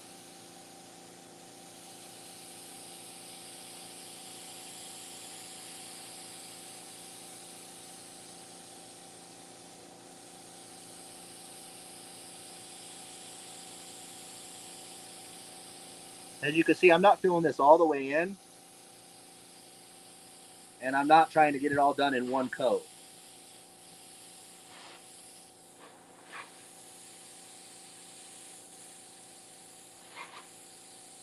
I'm just aiming for the tape and letting it blend into the inside. Color are you using?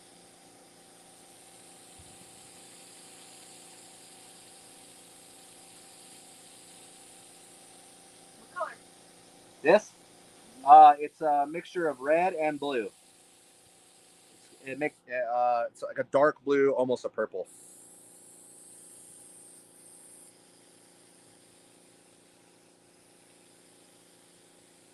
Once again, this is a transparent candy paint.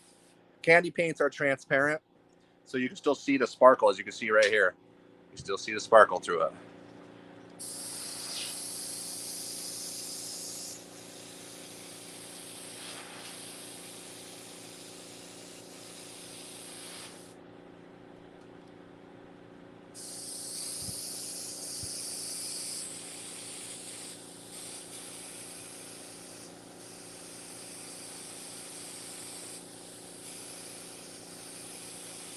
So this is a candy?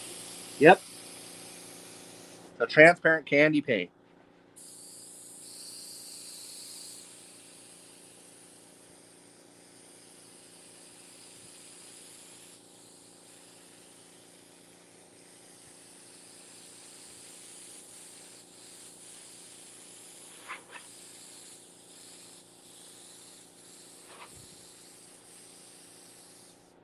Okay, that's looking good. One right here.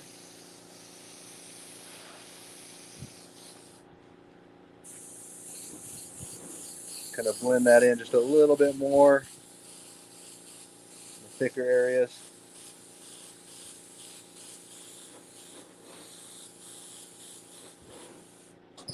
Okay, nice. We'll do this one.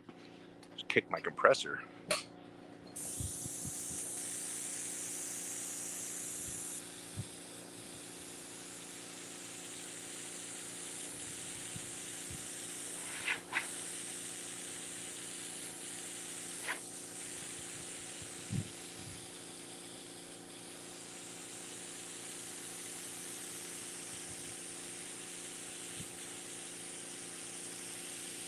One thing is with these Black Widows, and we've talked about this in previous lives, but the hole in the cap is not big enough, or sometimes it gets clogged, but it starves itself of air, and sometimes it has a hard time spraying paint. Owen said, I saw a dude doing gold leaf over one-shot pin strapping. Is it harder to do than sizing glue? Oh yeah, I've actually heard of that before. People laying leaf over one-shot paint, which is pretty crazy. But no, I've heard of people doing it. Haven't ever done it.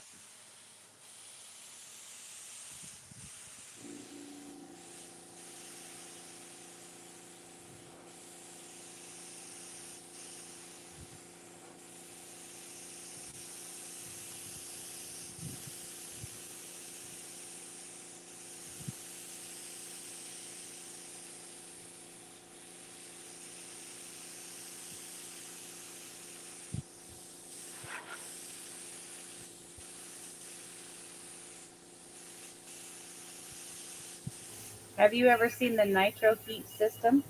I'm sorry, the what? Nitro heat system. I haven't. I've never even heard of that. You're supposed to drill the hole on top of that. Yeah, I know. You just keep forgetting. I just pop the cap off every once in a while, and it gives it back air again.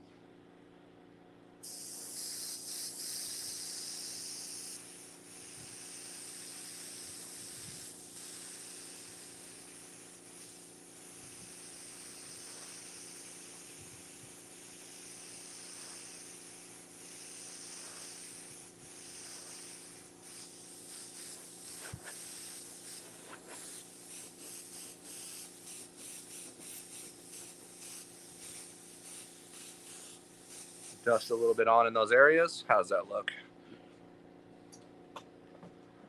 I'll probably use a little more up here.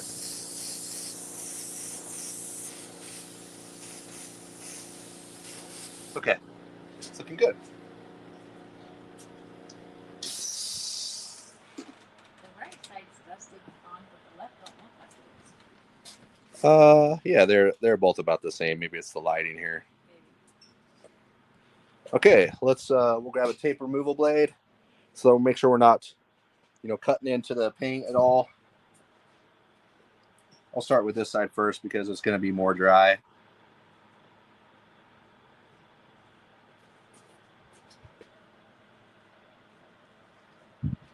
It looks like House of Colors Blurple. Yep. Why are you using the Black Widow instead of Iwata? Because I don't know. I'm not sure why. I like Iwata too. Iwata is probably the best airbrush. But I bought this from Harbor Freight, and I don't know. Everybody can get one at Harbor Freight. It's harder to get an Iwata unless you buy it online. But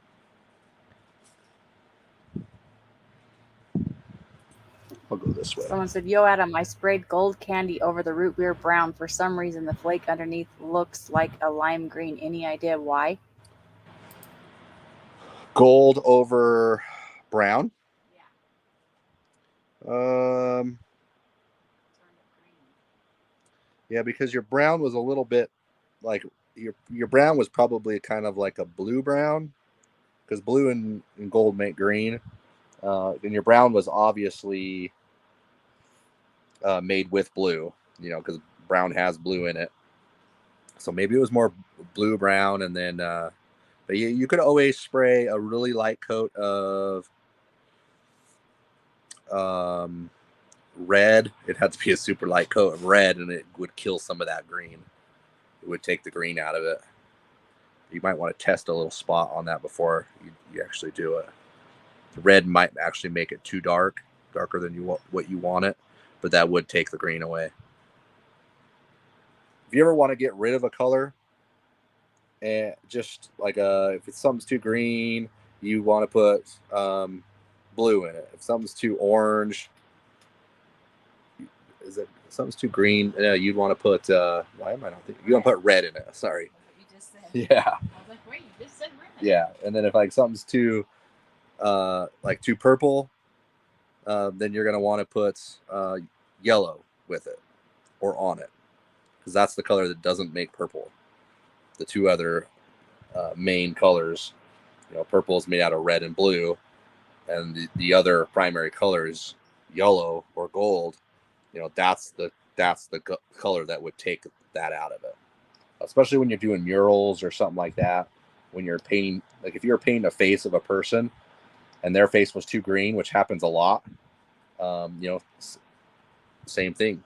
You would just take a little bit of red and wash a little bit of red over it, and that green's going to go right away.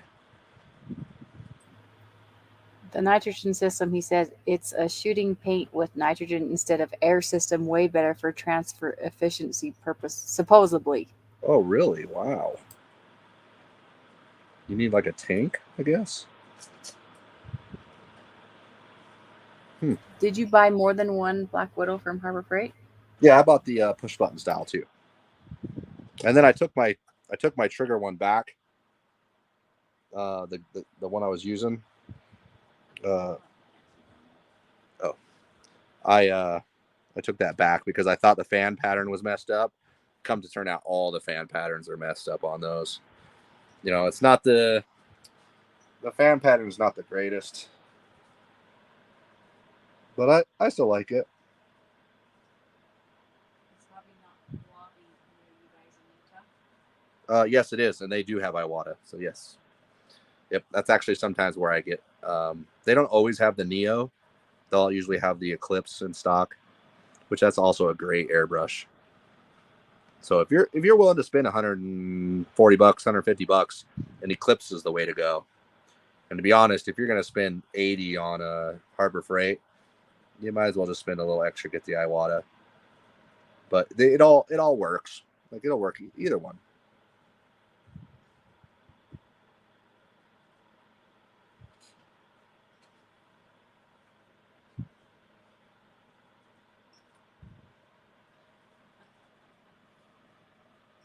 Mr. C said the center pattern kind of, never mind. I see what he's saying. What's going on?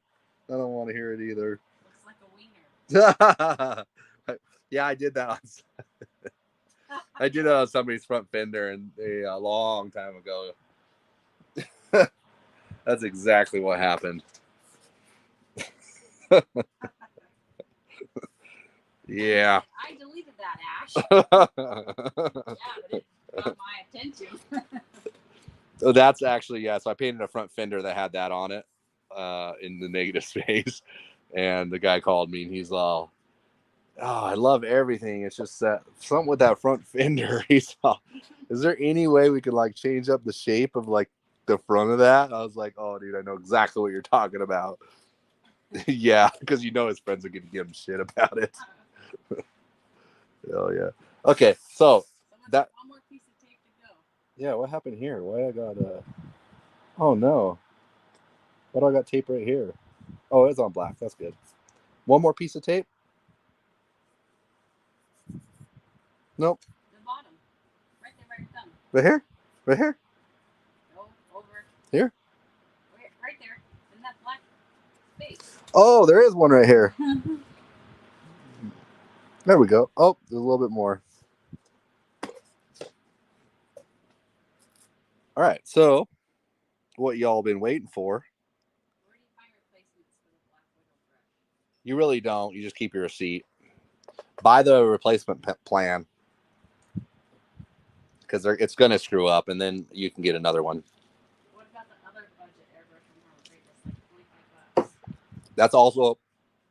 That's also actually a decent airbrush. I actually really like that, and for $25, you can't go wrong.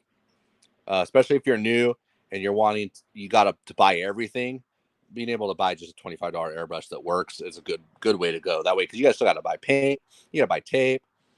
There's a lot to start. So there is the Avante that comes with the compressor. It's like a combo. That's not the same airbrush that is like sold singly. And also, you always want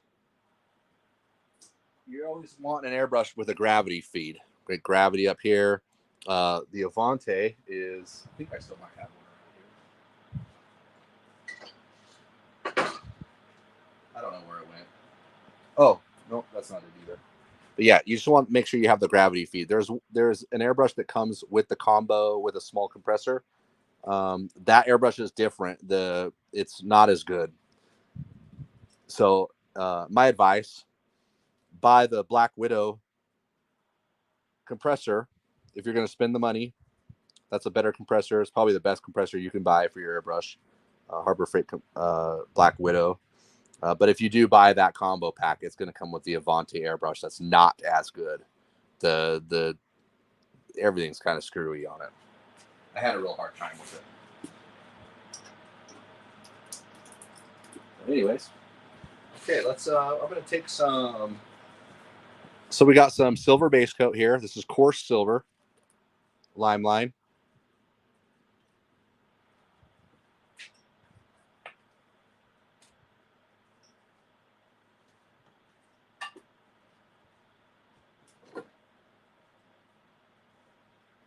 Add some reducer to it.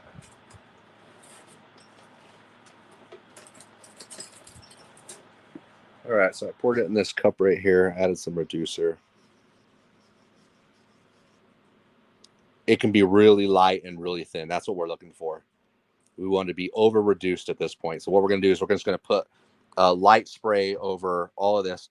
That way, because if we would have done this before we did the blue, all our overspray would have showed up on these edges because we were spraying a little bit on this side of the tape too because we didn't mask it off. But considering it's black, you can't see it. So since we're putting a light dust coat over the top afterwards, you're not going to really see it over top of this. If you do, it might be slightly, and it actually will make it a little sparkly anyway, so it won't hurt the overall design. But the point of this is to make sure that we get a light coat on top of the black. That way, when we paint down our black drop shadows around here to make this look more 3D, the black will have something to show up on. So I'll show you that here right now.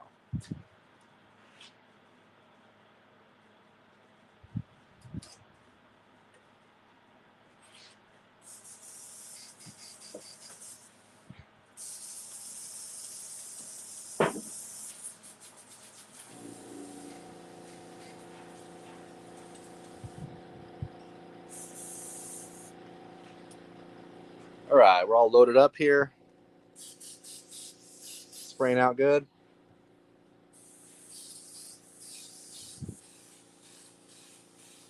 Just gonna dust this coat right over the top, and you can see how sparkly that makes it just by doing that light coat. A couple weeks ago when I sprayed that helmet, that's what I did on the helmet. It was just a real light coat on top of the black, and then I went to metal flake.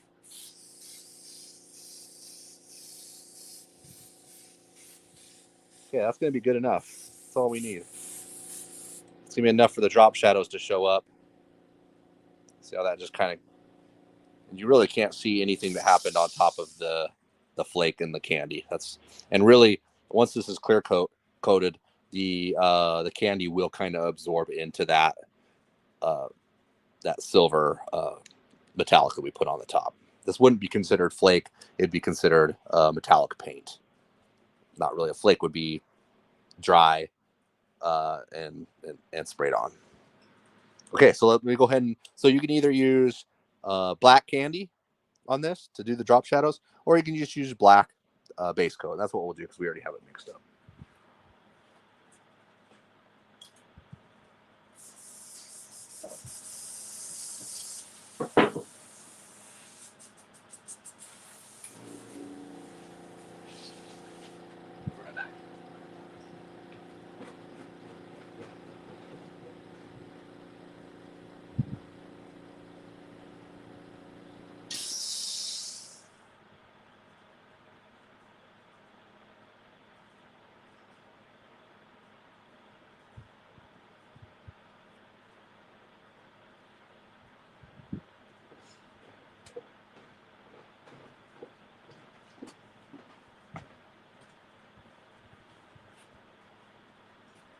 All right, I'm going to use the same black that we used earlier. I'm just going to dribble a little bit in there. Do it over here so I don't spill.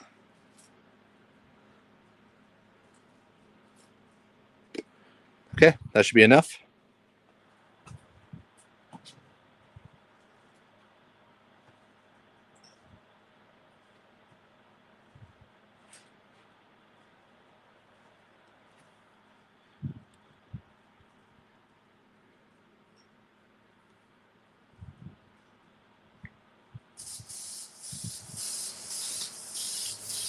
Somebody said, will that, the Phthalax said, will that not make the candy overspray on the background show up now? Or will that disappear with the drop shadow? I can see the purple on the background. Once it's all clear coated, you really won't see that. So what I'm going to do is I'm going to shadow everything like underneath and on this side. So I'll just run this shadow right here, just off the edge. Is there a transparency difference between black candy and black base? Yes, for sure. Black candy is more transparent.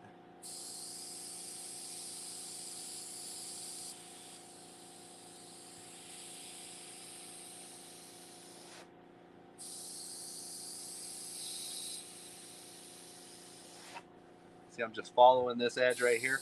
Just trying to stay off the edge just a little bit. See how on that I kind of just came up just a little bit. Get the right angle on it.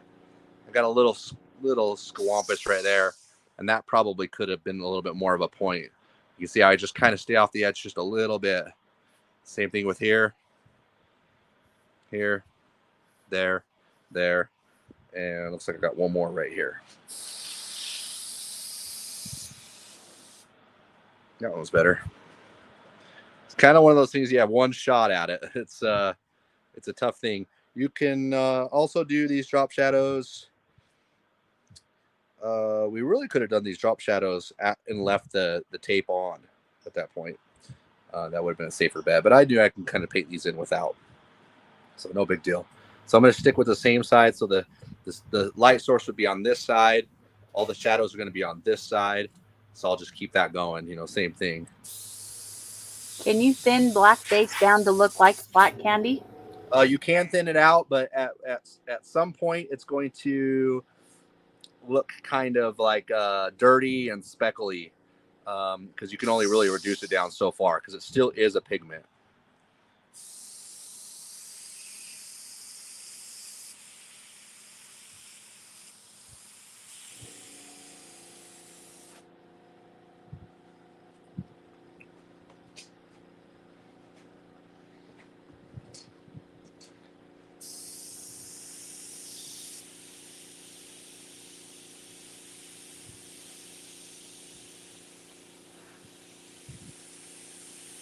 You can also take the black paint or the candy paint, mix it with more clear base coat, reduce it out a little more, so it takes more work to do the drop shadow. So it would take like more coats because there's not as much paint in there. It's mostly clear base coat. That way you can kind of build up your drop shadows, so it doesn't necessarily need to be done in one shot. You could be off a little bit on one of your strokes as long as you build it up somewhat straight. The more you do these, the better you get.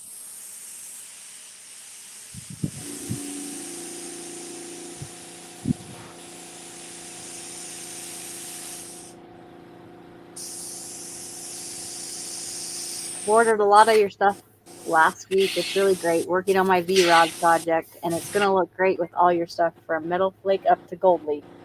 Nice. Limelight Black Candy is amazing.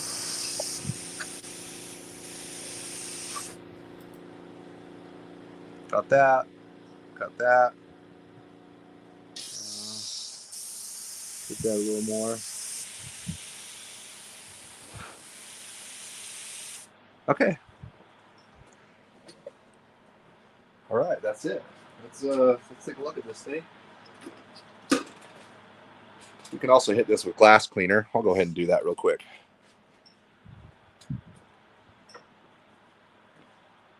So as long as you're using solvent-based paints, you can spray a glass cleaner on, and it's all good. No worries on that.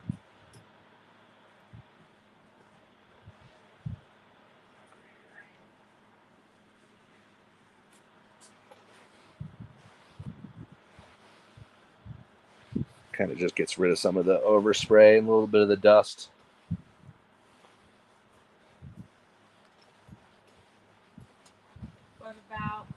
What about the Limelight panel prep?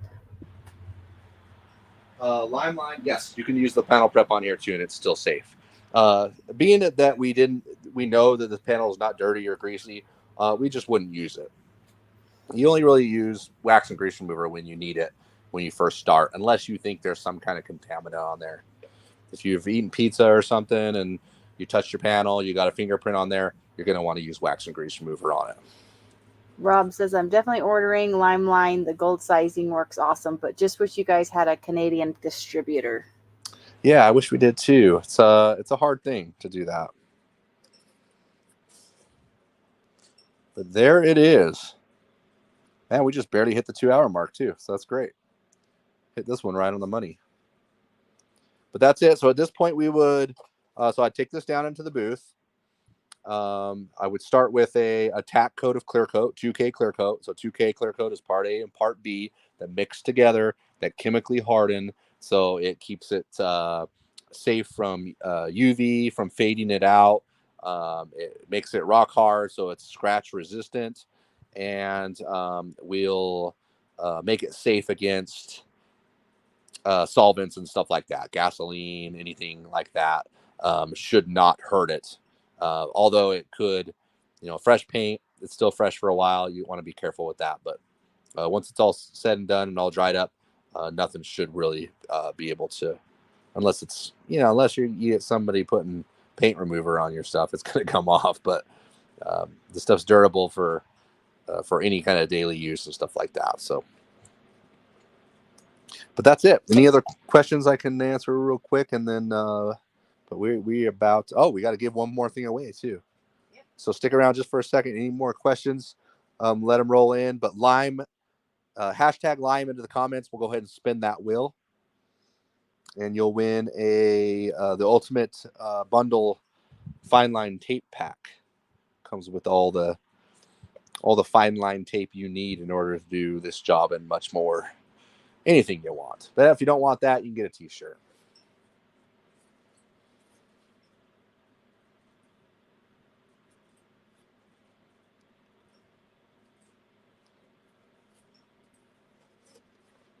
Okay, you ready? Yep. All right, let's do it. All right, good luck, guys.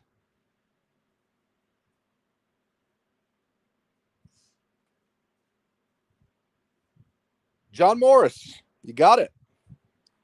You did it. I'm guessing you want the tape pack. Yeah, but anyways, info@limelinepaintsupply.com. Let us know you won. We'll get that sent out to you. A tape t-shirt? Tape or a t-shirt. He can choose. Whoa, it almost fell on my face. All right, that's it. A couple of questions. Have you ever used the yellow frog tape for masking? It's like FBS yellow masking in a smaller roll. Oh, really? Huh. Yellow frog? Frog has yellow? Yeah, I guess. Huh.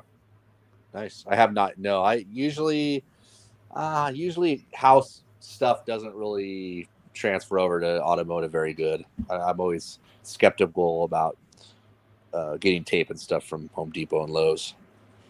Do you have more of the air sanders yet? No, they are ordered and they are coming. Yep, this is the 6-inch DA sanders.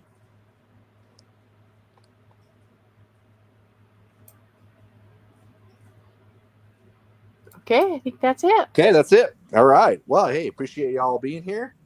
As always, we're here every Thursday night, 7 p.m. California time. We're always giving stuff away. We appreciate y'all being here. If you want to be notified, just hit the subscribe button and then turn on notifications where the bell icon is. That way, you'll get notified anytime we have new content and stuff like that coming up. But that's it. We did it. Another week down. But we'll be here next week. Hopefully it starts to cool off. And that's it. Wrapping it up. Yeah. Good night, guys. Have All a right. good weekend. We'll Appreciate see you y'all. next week. Thank you. Bye.